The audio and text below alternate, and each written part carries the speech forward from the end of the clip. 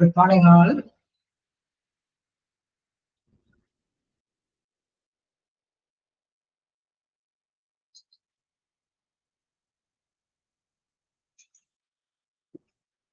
Good morning.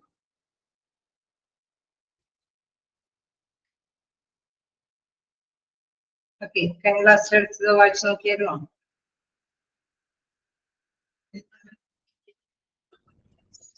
Okay, no? എന്തെങ്കിലും ഡൗട്ടുകള്? Okay, നമ്മള് എവിടെ വരെയാ എടുത്ത് നടത്തിയത്?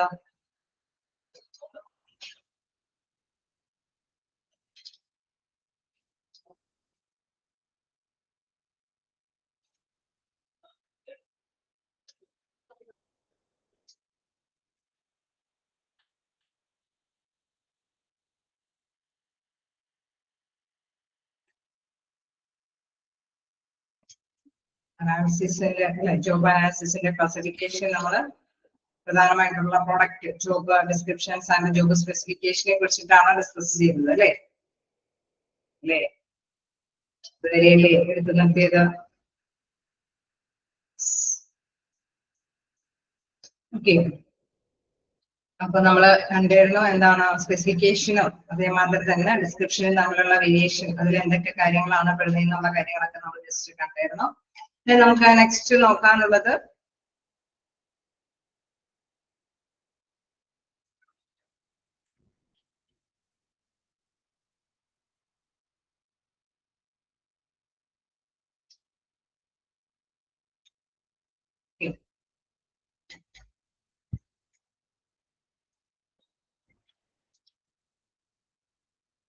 ജോബ് അനാലിസിസിലെ ആ ഒരു ഔട്ട്പുട്ട്, അതായത് ജോബ് ഡിസ്ക്രിപ്ഷൻസും ജോബ് സ്പെസിഫിക്കേഷനും കഴിഞ്ഞു. നമുക്ക് നെക്സ്റ്റ് നോക്കാനുള്ളത് പർപ്പസ് ഓഫ് ജോബ് അനാലിസിസ് ആണ്. Okay, purpose of job analysis start ചെയ്യാലോ? പ്രത്യേകിച്ച് ഡൗട്ടുകളൊന്നും ഇല്ലല്ലോ? ഓക്കെ, അപ്പൊ പർപ്പസ് നോക്കുകയാണെങ്കിൽ ജോബ് അനാലിസിസ് എന്ന് പറയുന്നത് നമുക്കറിയാം നല്ല രീതിയിൽ ശാസ്ത്രീയമായ രീതിയിൽ എല്ലാം നമുക്ക് വിലയിരുത്തൽ നടത്തേണ്ടത് ആവശ്യമാണ്. തീർച്ചയായിട്ടും അത് ഓർഗനൈസേഷന് പല കാര്യങ്ങളും ചെയ്യാനും ഹെൽപ്ഫുൾ ആണ് അല്ലെ? അത് ഏത് തരത്തിലും നമുക്കറിയാം, കോമ്പൻസേഷൻ സെറ്റ് ചെയ്യാനായിരിക്കാം, ട്രെയിനിങ് കൊടുക്കാനായിരിക്കാം, എന്തായിക്കോട്ടെ നല്ല രീതിയിൽ വിശകലനം ചെയ്യുകയാണെങ്കിൽ അത് കൃത്യമായിട്ട് തന്നെ അതനുസരിച്ചിട്ട് മുന്നേറാനായിട്ട് സാധിക്കും. ഓക്കെ, അപ്പൊ നെക്സ്റ്റ് നോക്കുമ്പോൾ purpose of job analysis. Job analysis plays an important role in recruitment and selection. ഇതിൽ പ്രധാനമായിട്ട് പറയുന്നത് എന്താണ്? റിക്രൂട്ട്മെന്റ് സെലക്ഷൻ കാര്യങ്ങളിലേക്ക് ഏറ്റവും പ്രധാനപ്പെട്ട ഒരു കാര്യമാണ് അതായത് ജോബ് അനാലിസിസ് എന്ന് പറയുന്നത്. അപ്പൊ ഏത് തരത്തിലുള്ള വ്യക്തികളെയാണ് നമുക്ക് ഓർഗനൈസേഷൻ ആവശ്യം അല്ലെ? ഏത് തരത്തിലുള്ള എംപ്ലോയീസിനെയാണ് കൃത്യമായിട്ട് നമ്മൾ അപ്പോയിന്റ്മെന്റ് നടത്തേണ്ടത്? തീർച്ചയായിട്ടും നമുക്കറിയാം, ജോലിയെ കുറിച്ചിട്ട് നല്ല രീതിയിൽ വിലയിരുത്തിയാലാണ് അതിന് അനുയോജ്യമായിട്ടുള്ള സ്കിൽഡ് ആയിട്ടുള്ള പേഴ്സണെ കണ്ടെത്താൻ സാധിക്കുള്ളൂ അല്ലെ? ജോബ് ഡിസ്ക്രിപ്ഷനിലും ജോബ് സ്പെസിഫിക്കേഷനിലും അതിലൊക്കെ നമ്മൾ കൃത്യമായിട്ട് അതിനെ കുറിച്ചിട്ട് ഡിസ്കസ് ചെയ്തതാണ്. ഓക്കെ, ജോബ് സ്പെസിഫിക്കേഷൻ ആണെങ്കിൽ അതിന്റെ സ്കിൽ ഓറിയന്റഡ് ആയിട്ടുള്ള കാര്യമാണ് അതിന്റെ ജോബ് ഡിസ്ക്രിപ്ഷൻ എന്ന് പറയുന്നത്. ഏത് ജോലിയാണോ ആ ജോലിക്ക് എന്തൊക്കെ പ്രത്യേകതകളാണോ അതൊക്കെ വിശകലനം ചെയ്യുക എന്നുള്ളതാണ്. അപ്പൊ അതനുസരിച്ചിട്ട് നമുക്ക് എന്താണ് ആപ്ലിക്കേഷൻസ് ഒക്കെ കണ്ടെത്താൻ സാധിക്കും അല്ലെ? ആ ഒരു ജോലിക്ക് അനുയോജ്യമായിട്ടുള്ള പേഴ്സണെ റിക്രൂട്ട് ചെയ്യാൻ സാധിക്കും. അതിൽ നിന്ന് ഏറ്റവും നല്ല സൂട്ടബിൾ ആയിട്ടുള്ള പേഴ്സണെ സെലക്ട് ചെയ്യാൻ സാധിക്കും. Job evaluation, job designing compensation and benefit packages, performance appraisal, analyzing training and development needs, assessing the worth of a job and increasing personal as well as organizational productivity. അപ്പൊ മറ്റൊരു കാര്യം എന്ന് പറയുന്നത് നന്നായിട്ട് വിലയിരുത്തുമ്പോൾ എന്താണ്, അല്ലെങ്കിൽ നല്ല രീതിയിൽ നമുക്ക് ആ ജോലിയെ ഡിസൈൻ ചെയ്ത് കൊടുക്കാം അല്ലെ? ഓരോരുത്തർക്കും ഇന്ന രീതിയിലൊക്കെ ഡ്യൂട്ടി എന്നൊക്കെ കൃത്യമായിട്ട് തന്നെ മനസ്സിലാക്കി കൊടുക്കാനൊക്കെ ആയിട്ട് സാധിക്കും. അതേപോലെ തന്നെ നന്നായിട്ട് വർക്ക് ചെയ്യുന്നവരെ നമുക്ക് സ്റ്റാൻഡേർഡിനേക്കാൾ കൂടുതൽ വർക്ക് പെർഫോമൻസ് കാഴ്ചവെക്കുന്ന വ്യക്തികളാണ് എങ്കിൽ ആ എംപ്ലോയീസിനെയൊക്കെ നമുക്ക് എന്തെങ്കിലുമൊക്കെ അവാർഡൊക്കെ കൊടുത്ത് കോമ്പൻസേഷനൊക്കെ കൊടുത്ത് ബൂസ്റ്റപ്പ് ചെയ്യാനായിട്ട് സാധിക്കും. അതല്ലെങ്കിൽ മറ്റ് ബെനിഫിഷ്യൽ പാക്കേജുകൾ അല്ലെ? ഈ അവാർഡുകൾ അല്ലാതെ തന്നെ നമുക്കറിയാം സാലറി കൂട്ടി കൊടുക്കുക അല്ലെ? ഏതെങ്കിലും രീതിയിലുള്ള അത് ബെനിഫിഷ്യൽ ആയിട്ടുള്ള പാക്കേജുകളൊക്കെ അവർക്ക് പ്രൊവൈഡ് ചെയ്യാൻ സാധിക്കും. പെർഫോമൻസ് അപ്ലൈസ്, അതായത് നന്നായിട്ട് അല്ലെ നല്ല രീതിയിൽ വർക്ക് ഫിനിഷ് ചെയ്യുന്നവർ, അല്ലെങ്കിൽ ഇൻ കേസ് ഇത്രയും ടാർഗറ്റ് അറ്റൈൻ ചെയ്യണമെന്നായിരിക്കാം അവർക്ക് ഡിസൈഡ് കൊടുത്തിരിക്കുന്നതെങ്കിൽ തീർച്ചയായിട്ടും അതിനേക്കാൾ അപ്പുറം അവര് എന്താണ് നേട്ടങ്ങൾ നേടിയെടുക്കുന്നുണ്ടെങ്കിൽ അതിനെ നമുക്കറിയാം വിലയിരുത്തി അതനുസരിച്ചിട്ട് തന്നെ അവരെ വരുത്തി അല്ലെ അവർക്ക് മുൻനിരയിലേക്ക് തന്നെ പ്രൊമോഷൻ സാധ്യതകളൊക്കെ കൊടുത്ത് മുന്നോട്ട് തന്നെ കൊണ്ടുവരാനായിട്ട് സാധിക്കും. Analysing training and development needs. Case ജോലി വിലയിരുത്തി അവർക്ക് കൃത്യമായിട്ടുള്ള ജോലികളൊക്കെ ഏൽപ്പിച്ചു കൊടുക്കുമ്പോൾ തീർച്ചയായിട്ടും ചിലപ്പോൾ അവർക്ക് ചെയ്യാൻ പറ്റുന്നുണ്ടാവില്ല. ഓക്കെ, അങ്ങനെയുള്ള പേഴ്സൺസ് ഒക്കെ ആണെങ്കിൽ തീർച്ചയായിട്ടും എംപ്ലോയീസ് ആണെങ്കിൽ അവർക്ക് എന്താണ് ആവശ്യം, ഒരു പക്ഷെ നമ്മൾ ഉദ്ദേശിക്കുന്ന രീതിയിൽ അവർക്ക് വർക്ക് കൃത്യമായിട്ട് നിർവഹിക്കാൻ സാധിക്കാത്ത ചിലപ്പോൾ എന്തെങ്കിലും ട്രെയിനിങ്ങിന്റെ ഒക്കെ അഭാവതയായിരിക്കാം.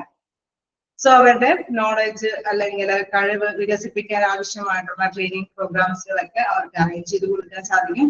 അപ്പൊ ജോലിയെ നന്നായിട്ട് വിലയിരുത്തിയാലാണ് അതനുസരിച്ചിട്ട് അവർക്ക് ചെയ്യാൻ പറ്റുന്നുണ്ടോ എന്നൊക്കെ നമുക്ക് കൃത്യമായിട്ട് കമ്പാരിസൺ നടത്താനായിട്ട് സാധിക്കുള്ളൂ. സോ അത് മോസ്റ്റ് ഇമ്പോർട്ടന്റ് ആയിട്ടുള്ള ഒരു കാര്യമാണ് അല്ലെ. Assessing the worth of A job and increasing personal as well as organisational productivity. അപ്പൊ തീർച്ചയായിട്ടും എന്താണ് ആ ഒരു എംപ്ലോയിനെ സംബന്ധിച്ചും അവർക്ക് നേട്ടങ്ങൾ നേടിയെടുക്കാൻ സാധിക്കും. അതായത് നന്നായിട്ട് അല്ലെ വർക്ക് ചെയ്യുമ്പോൾ അതിനനുസരിച്ചിട്ടുള്ള ഒരു അല്ലെ കൂടുതലായിട്ടുള്ള അപ്രീസിയേഷനും കാര്യങ്ങളും അല്ലെങ്കിൽ പ്രൊമോഷൻ സാധ്യതകളൊക്കെ അവർക്ക് ലഭ്യമാകുമ്പോൾ അവരുടെ തന്നെ കൂടുതലായിട്ട് അവർക്ക് അല്ലെ ഡെവലപ്പ് ചെയ്ത് മുന്നോട്ട് പോകാനായിട്ട് സാധിക്കും. അതേപോലെ തന്നെ ഓർഗനൈസേഷനും ഗുണമാണ് അല്ലെ. നല്ല രീതിയിൽ തന്നെ അവർക്ക് മോട്ടിവേറ്റ് ചെയ്ത് തന്നെ അവിടെ ഉള്ള എംപ്ലോയീസിന് തന്നെ കുറച്ച് എഫിഷ്യന്റ് ആയിട്ട് അല്ലെ നല്ല കാര്യക്ഷമമായിട്ട് പ്രവർത്തിപ്പിച്ച് എളുപ്പത്തിൽ തന്നെ പ്രോഫിറ്റ് നേടിയെടുക്കാനൊക്കെ ആയിട്ട് ഈ ഒരു ജോബ് അനാലിസിസ് കൊണ്ട് സാധിക്കും എന്നുള്ളതാണ്. ഓക്കെ, അപ്പൊ ഇമ്പോർട്ടൻസ് ഇല്ലേ, അങ്ങനെയൊക്കെയുള്ള ഉദ്ദേശത്തോടു കൂടി തന്നെയാണ് ആ ജോലിയെ കുറിച്ചിട്ട് കൃത്യമായിട്ട് അല്ലെ ശാസ്ത്രീയമായ രീതിയിലൊക്കെ ഇൻഫോർമേഷൻസ് കളക്ട് ചെയ്ത് വിലയിരുത്തുന്നത്. ക്ലിയറാണോ? എന്തൊക്കെ ഉദ്ദേശങ്ങളാണെന്നുള്ളത് ഓക്കെയാണോ? ചെറിയ ചെറിയ ഹെഡിങ്ങുകളായിട്ടാണ് അല്ലെ കുറച്ച് പോയിന്റ്സുകൾ ഒന്നിച്ചാണ് ഇതിൽ കളക്ട് ചെയ്ത് പറഞ്ഞിരിക്കുന്നത്. നോക്കാം, ഒന്നുകൂടി നോക്കാം. Job analysis plays an important role in recruitment and selection, job evaluation, job design, then deciding compensation and benefit packages അല്ലെ. ഇതെല്ലാം നമുക്ക് എന്താണെന്നുള്ളതിനെ കുറിച്ചിട്ട് ഒരു ഐഡിയ ഉണ്ട് അല്ലെ. റിക്രൂട്ട്മെന്റ് സെലക്ഷൻ ഒക്കെ നിങ്ങൾ പഠിച്ചു പോയിട്ടുണ്ട് നെക്സ്റ്റ് ചാപ്റ്ററിലൊക്കെ ധാരാളം അല്ലെ. അപ്പൊ അതെന്താന്നുള്ള ഒരു ഐഡിയ ഉണ്ട്. തീർച്ചയായിട്ടും ജോലി എന്താണെന്ന് മനസ്സിലാക്കിയാൽ മാത്രമാണ് റിക്രൂട്ട്മെന്റ് നടപടികളിലേക്ക് പോകാൻ സാധിക്കുള്ളൂ അല്ലെ. ശരിയല്ലേ? ആണോ? ജോലി വിലയിരുത്താതെ നമുക്ക് റിക്രൂട്ട്മെന്റ് ചെയ്യാൻ പറ്റുമോ? ഇല്ല അല്ലെ. അപ്പൊ അതിന് മോസ്റ്റ് ഇമ്പോർട്ടന്റ് ആയിട്ടുള്ള ഒരു കാര്യമാണ് ജോബ് അനാലിസിസ് എന്ന് പറയുന്നത്. ഓക്കെ, ജോബ് ഇവാലുവേഷൻ, ജോലിയെ വിലയിരുത്താനായിട്ട് ഇൻ കേസ് നമ്മൾ ഏൽപ്പിച്ചു കൊടുക്കുന്ന ജോലി അവർ ചെയ്യുന്നുണ്ടോ എന്ന് വിലയിരുത്തണം അല്ലെ അവിടെ. അപ്പൊ തീർച്ചയായിട്ടും ആ ജോലിക്ക് അനുസൃതമായിട്ടാണ് അവർ ചെയ്യുന്നത് എന്ന് വിലയിരുത്തണമെങ്കിൽ നേരത്തെ കൂട്ടി ജോലിയെ കുറിച്ചിട്ടൊരു വിശകലനം ആവശ്യമാണ്. ഇന്നതാണ് ജോലി, ഇന്ന രീതിയിലാണ് എന്നൊക്കെ ഉള്ളൊരു കൃത്യമായിട്ടുള്ള ഒരു അനാലിസിസ് ആവശ്യമാണ്. ജോബ് ഡിസൈനിങ് ആണെങ്കിൽ അല്ലെ നമുക്കറിയാം ഓരോ വ്യക്തികൾക്കൊക്കെ പ്രത്യേകമായിട്ട് ടാസ്കുകളൊക്കെ ഏൽപ്പിക്കുമ്പോൾ അത് കൃത്യതയോടുകൂടി നിർവഹിക്കണമെങ്കിലും ഈ അനാലിസിസ് ആവശ്യമാണ്.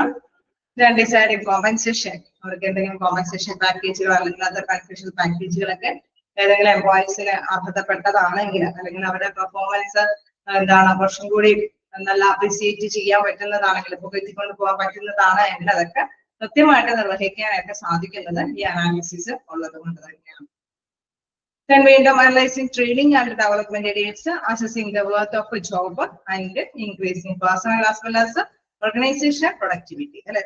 ഓർഗനൈസേഷന്റെയും അതേമാതിരി തന്നെ എംപ്ലോയിയുടെയും ഉത്പാദനക്ഷമത വികസിപ്പിക്കുന്നതിന് വർദ്ധിപ്പിക്കുന്നതിന് തീർച്ചയായിട്ടും നമുക്കറിയാം ജോബ് അനാലിസിസ് ആവശ്യമാണ്. കാരണം അത് ആ ഒരു സ്റ്റാൻഡേർഡൈസേഷൻ ഉള്ളത് കൊണ്ടാണ് ഈ കമ്പാരിസൺ നടത്തി അവർക്ക് അല്ലെ ബൂസ്റ്റപ്പ് ചെയ്യേണ്ട കാര്യങ്ങൾ ട്രെയിനിങ് ആവശ്യമുണ്ടെങ്കിൽ അത് കൊടുക്കുക, അതല്ലെങ്കിൽ അപ്രീസിയേഷൻ ആവശ്യമുണ്ടെങ്കിലൊക്കെ അത് പകർന്നു കൊടുക്കാനായിട്ട് സാധിക്കുക.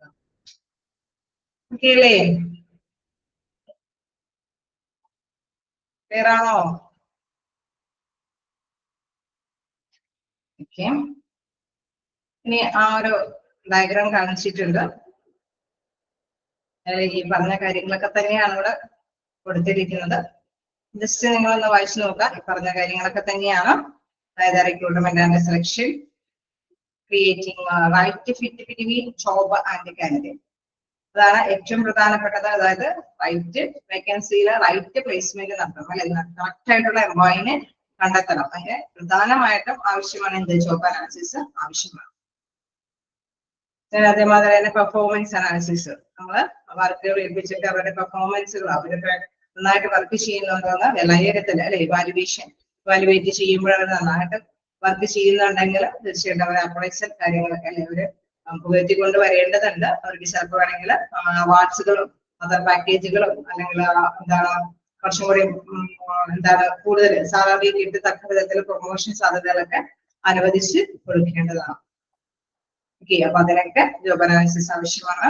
കോമ്പൻസേഷൻ മാനേജ്മെന്റ്, എന്തെങ്കിലും ബെനിഫിഷ്യൽ പാക്കേജുകൾ കൊടുക്കണമെങ്കിൽ training and development needs analysis, ഇങ്ങനെ ട്രെയിനിങ് ആവശ്യമുണ്ടെങ്കിൽ ഈ വിലയിരുത്തൽ നടത്താനായിട്ട് സാധിക്കുന്നു. ജോബ് ഡിസൈനിങ് എന്താണ്, അതിന്റെ റീഡിസൈനിങ്. ഓക്കെ, നമുക്ക് ഇൻ കേസ് ഡിസൈഡ് ചെയ്ത്, അല്ലെ, ഒരു കൃത്യമായിട്ടുള്ള രൂപരേഖ കൊടുത്ത് ഒരു ടാസ്കുകൾ ഏൽപ്പിച്ചു കൊടുത്തു, ചിലപ്പോൾ അവർക്ക് ചെയ്യാൻ പറ്റുന്നില്ലെങ്കിൽ വീണ്ടും വേണമെങ്കിൽ ഒരു സ്ട്രക്ചർ ഒന്നും കൂടി ചേഞ്ച് ചെയ്തൊക്കെ കൊടുക്കാം, അല്ലെ? അപ്പൊ അതിനൊക്കെ തീർച്ചയായിട്ടും ഈ ജോബ് അനാലിസിസ് ആവശ്യമാണ്. ജോബ് എൻറിച്ച്മെന്റ്, ജോബ് എൻലാർജ്മെന്റ്, അതായത് നമുക്കറിയാം ഒരു വലിയ ഡ്യൂട്ടിക്ക് ഏൽപ്പിച്ചു കൊടുക്കണമെങ്കിൽ കുറച്ചും കൂടി ആൾക്കാർക്ക്, അല്ലെ, അവര് ബോർഡമാവാതെ എപ്പോഴും ചെയ്യുന്ന ഡ്യൂട്ടിയായി മാറാതെ അവർക്ക് ഇച്ചിരി റിസ്ക് കൂടുതലൊക്കെ ആണെങ്കിൽ പരസ്പരം ഷെയർ ചെയ്തൊക്കെ ഹാൻഡിൽ ചെയ്യാനായിട്ടുള്ള ഒരു കൃത്യമായിട്ടുള്ള വിഭജനങ്ങളൊക്കെ നടത്തണമെങ്കിൽ, അല്ലെങ്കിൽ ജോബ് എൻലാർജ്മെന്റ് എന്ന് വെച്ചാൽ നമുക്കറിയാം അഡീഷൻ നമ്മൾ പറഞ്ഞതാണ്, അല്ലെ, കുറച്ചും കൂടി ഉത്തരവാദിത്തം റെസ്പോൺസിബിലിറ്റി ഒക്കെ ഏൽപ്പിച്ചു കൊടുക്കണമെങ്കിൽ നമ്മളൊരു ടെക്നീഷ്യന്റെ കാര്യമൊക്കെ പറഞ്ഞു. ടെക്നീഷ്യന്, അല്ലെ, അവരെ വർക്ക് ചെയ്യുന്നതിന്റെ ഒപ്പം തന്നെ ചിലപ്പോൾ റിപ്പയർമെന്റ് ചെയ്യാനായിട്ടുള്ള എക്സ്പീരിയൻസ് ഒക്കെ, അല്ലെങ്കിൽ ചില, അല്ലെ, കുറച്ചും കൂടി മേലുദ്യോഗസ്ഥരാണെങ്കിൽ ചിലപ്പോൾ ഡിസിഷൻ എടുക്കാനുള്ള പവറൊക്കെ അഡീഷണൽ ആയിട്ടുള്ള റെസ്പോൺസിബിലിറ്റി ഒക്കെ അവർക്ക് കൊടുക്കണമെങ്കിൽ തീർച്ചയായിട്ടും ജോബ് അനാലിസിസ് പ്രധാനപ്പെട്ട ഒരു കാര്യം തന്നെയാണ്. ഓക്കെ, ജസ്റ്റ് വായിച്ചു നോക്കാം. ഇൻട്രൊഡക്ഷനും ആ ചാർട്ടും ഇതിൽ പറഞ്ഞിരിക്കുന്നതും അതൊക്കെ തന്നെയാണ് ആ ഡയഗ്രത്തില്. ഓക്കെ, പർപ്പസ് എന്നുള്ള രീതിയിൽ ചോദിച്ചു കഴിഞ്ഞാൽ ഓർത്ത് വെക്കുക, എന്താണ് ട്രെയിനിങ് ആൻഡ് ഡെവലപ്മെന്റിന്, അല്ലെങ്കിൽ കോമ്പൻസേഷൻ മാനേജ്മെന്റിന്, അല്ലെങ്കിൽ എന്താണ് ഇവാലുവേഷൻ പ്രോസസ്സിന് എല്ലാം, റിക്രൂട്ട്മെന്റ് ആൻഡ് സെലക്ഷൻ പ്രോസസ്സ്, അല്ലെങ്കിൽ ജോബ് എൻറിച്ച്മെന്റ്, എൻലാർജ്മെന്റ് എന്നുള്ള കാര്യങ്ങൾക്കൊക്കെ എന്താവശ്യമാണ്? ജോബ് അനാലിസിസ് ആവശ്യമാണ്. ഓക്കെ ആണോ?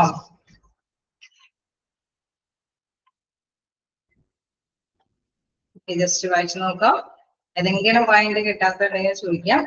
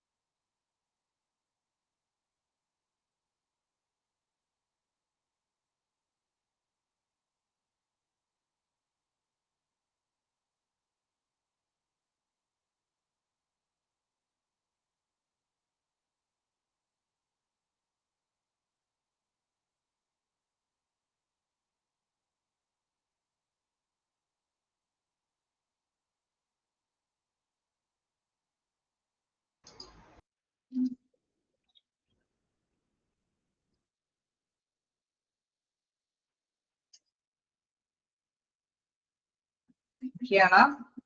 എന്തെങ്കിലും ഡൗട്ടുകളുണ്ടോ? ഓക്കെ, ഇനിയിപ്പോ നമുക്ക് നെക്സ്റ്റ് ഭാഗത്തേക്ക് നോക്കാം. എന്താണ് റിക്രൂട്ട്മെന്റ് ആൻഡ് സെലക്ഷൻ. ഓക്കെ, അത് നോക്കിയാൽ നമുക്കറിയാം, പറഞ്ഞു പോയ പോയിന്റ്സ് ഒക്കെ തന്നെയാണ്.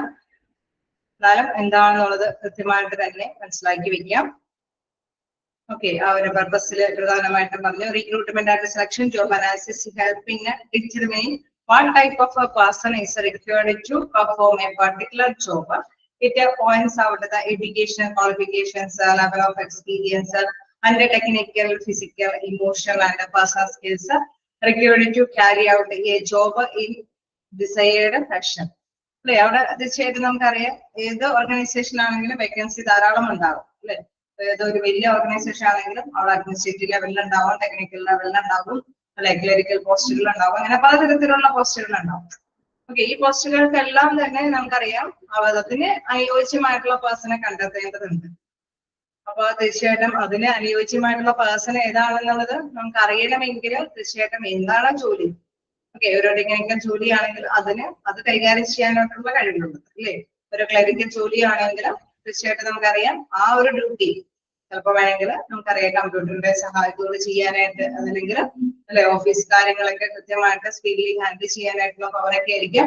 സോ അത്തരത്തിലുള്ള നോളേജ് എന്താണെന്നുള്ളത് അല്ലെ, അതിന് എന്താണ് പ്രധാനമായിട്ടും വേണ്ടതെന്നുള്ളത് കൃത്യമായിട്ട് മനസ്സിലാക്കിയിട്ട് ചിലപ്പോൾ ആണെങ്കിൽ ചില കാര്യങ്ങളിലൊക്കെ ആണെങ്കിൽ ഫിസിക്കലായിട്ടുള്ള കാര്യങ്ങൾ കൂടി ചിലപ്പോൾ വേണ്ടി വരാം.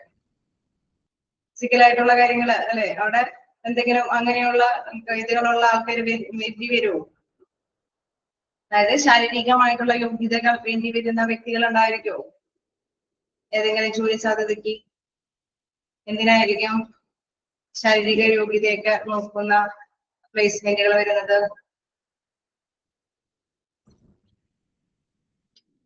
ഏത് റിക്രൂട്ട്മെന്റ് കാര്യങ്ങൾക്കാണ് പൊതുവെ ഫിസിക്കൽ കാര്യങ്ങൾ കൂടി വേണമെന്ന് പറയാറ്, ഡിമാൻഡ് ചെയ്യാറ്? നമ്മള് എന്താണ് പൊതുവെ നമ്മളുടെ എന്താണ് ആപ്ലിക്കേഷൻസ് കൊടുക്കാറുണ്ട് അല്ലെ. എത്തരത്തിലുള്ള ആപ്ലിക്കേഷൻ കാര്യങ്ങൾക്കൊക്കെയാണ് ഫിസിക്കൽ യോഗ്യത വേണമെന്ന് ആവശ്യപ്പെടാറ്? ഒന്നും ആവശ്യപ്പെടാറില്ലേ? ഇത്രയും ഹൈറ്റും ഇത്രയും വെയിറ്റും അല്ലെ അങ്ങനെയൊക്കെ വേണമെന്ന് ആവശ്യപ്പെടുന്ന ഏതെങ്കിലും ജോലി സാധ്യതകൾ ഉണ്ടാവില്ലേ? ഉണ്ട് അല്ലെ. പോലീസ്, ആർമി, നിങ്ങൾ തന്നെ അത് മനസ്സിലാക്കുന്നതിന് വേണ്ടിയിട്ടാണ് എപ്പോഴും ഈ റിക്രൂട്ട്മെന്റ് ആൻഡ് സെലക്ഷൻസ് എന്ന് പറയുമ്പോൾ അതിൽ എന്താണ് ഈ പ്രത്യേകമായിട്ടും ഈ ജോബ് അനാലിസിസിന് ഇത്രയും പ്രാധാന്യം വരുന്നതെന്നുള്ള കാര്യം കൃത്യമായിട്ട് മനസ്സിലാക്കുന്നതിന് വേണ്ടിയിട്ടാണ്. അപ്പൊ നമുക്കറിയാം അത്തരം പ്ലേസ്മെന്റുകൾ നടത്തണമെങ്കിൽ അവർ ഇത്രയും അല്ലെ ഹൈറ്റും വെയിറ്റും നമുക്കറിയാം ഐസൈറ്റും കാര്യങ്ങളൊക്കെ അവരാവശ്യപ്പെടും. ഓക്കെ, അപ്പൊ അത്തരം കാര്യങ്ങൾക്കൊക്കെ വേണ്ടിയിട്ടാണെങ്കിൽ തീർച്ചയായിട്ടും ഈ വിലയിരുത്തൽ ആവശ്യമാണ്. അപ്പൊ ഇൻ കേസ് റിക്രൂട്ട്മെന്റ് ആൻഡ് സെലക്ഷനിൽ ജോബ് അനാലിസിസ് കൊണ്ട് ഉണ്ടാകുന്ന പ്രത്യേകതകൾ അല്ലെ, അതുകൊണ്ട് പ്രത്യേകമായിട്ട് എന്തൊക്കെ പോയിന്റ് ഔട്ട് ചെയ്യുന്നു, education qualification, level of experience, വളരെ സിമ്പിൾ ആയിട്ടൊക്കെ ചോദ്യങ്ങൾ വരുമ്പോൾ നമ്മൾ മനസ്സിലാക്കാതെ ഇരിക്കരുത്.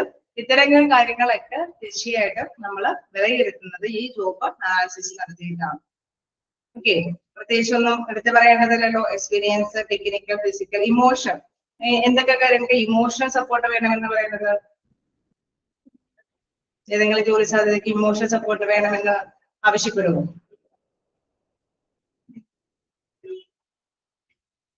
ചിലപ്പോഴൊക്കെ നമുക്കറിയാം ആപ്ലിക്കേഷൻസ് ഒക്കെ സ്വീകരിച്ച് അവിടെ എന്താണ് ഓക്കെ നമ്മളൊക്കെ അതിലൊക്കെ സക്സസ് ആവും. അതേമാതിരി തന്നെ എന്തെങ്കിലും ടെസ്റ്റും കാര്യങ്ങളൊക്കെ നടത്തുന്നുണ്ടെങ്കിൽ അതിനും നമ്മൾ ഒരുപക്ഷെ സക്സസ് ആവും. പക്ഷെ ഇന്റർവ്യൂ വരുമ്പോൾ ചിലപ്പോൾ വേണമെങ്കിൽ നമ്മൾ ഫെയിൽ ആവും. അത് ഇന്റർവ്യൂ വരുമ്പോൾ ഫെയിൽ ആവാനായിട്ടുള്ള സാധ്യത എന്ന് പറയാൻ കാരണം അവർ ചോദിക്കുന്ന ചോദ്യങ്ങൾക്ക് നമുക്ക് ചിലപ്പോൾ ഒരുപക്ഷെ എന്താണ് കൃത്യമായിട്ടുള്ള ആൻസേഴ്സ് പ്രൊവൈഡ് ചെയ്യാൻ പറ്റാത്തത് കൊണ്ടല്ല. പക്ഷെ അവർ ചില കാര്യങ്ങൾ കൂടി ആ ഇന്റർവ്യൂ ബോർഡ് ശ്രദ്ധിക്കുന്നുണ്ടാവും അല്ലെ. ഇമോഷണൽ ആയിട്ടുള്ള വൈകാരികമായിട്ടുള്ള തീരുമാനങ്ങൾ എടുക്കാനുള്ള പവർ, അല്ലെങ്കിൽ വൈകാരികമായിട്ട് എന്തിനേയും ഫേസ് ചെയ്യാനായിട്ടുള്ള പവർ അല്ലെ, അതൊക്കെ ഉണ്ടോ എന്നൊക്കെ അളക്കുന്ന ചില ഇതുകളുണ്ട് അല്ലെ, പ്ലേസ്മെന്റുകളുണ്ട്. തീർച്ചയായിട്ടും എല്ലാത്തിനും നമുക്കറിയാം ഏതൊരു പ്ലേസ്മെന്റിനും ഇതെല്ലാം ആവശ്യമാണ്. പക്ഷെ ചിലതില് കുറച്ചും കൂടി ഇമോഷണൽ സപ്പോർട്ട് അല്ലെ, നമ്മള് ഹോസ്പിറ്റൽ കാര്യങ്ങളിലേക്കൊക്കെ പോവുകയാണെങ്കിൽ നമുക്കറിയാം എന്തിനേയും ഫേസ് ചെയ്യാനായിട്ട് അല്ലെ, നമുക്ക് പേടി തോന്നുന്ന ചില കാര്യങ്ങളെയും കൂടി ഫേസ് ചെയ്യാനായിട്ടുള്ള ഒരു പവർ വേണം. അല്ലാതെ നമുക്ക് ജസ്റ്റ് യോഗ്യതകൾ അല്ലെ ക്വാളിഫിക്കേഷൻസ് ഉണ്ടായാൽ മാത്രം അല്ലെങ്കിൽ കുഴപ്പമില്ല എക്സ്പീരിയൻസ് ഒക്കെ ഉണ്ടെന്ന് പറഞ്ഞാലും ചില ഡിപ്പാർട്ട്മെന്റ് കൈകാര്യം ചെയ്യണമെങ്കിൽ അതിനെ ഫേസ് ചെയ്യാനായിട്ടുള്ള ഒരു പവറും കൂടി വേണം. വേണ്ടി വരില്ലേ? അങ്ങനെയുള്ള സാധ്യതകൾ ഉണ്ടാവില്ലേ?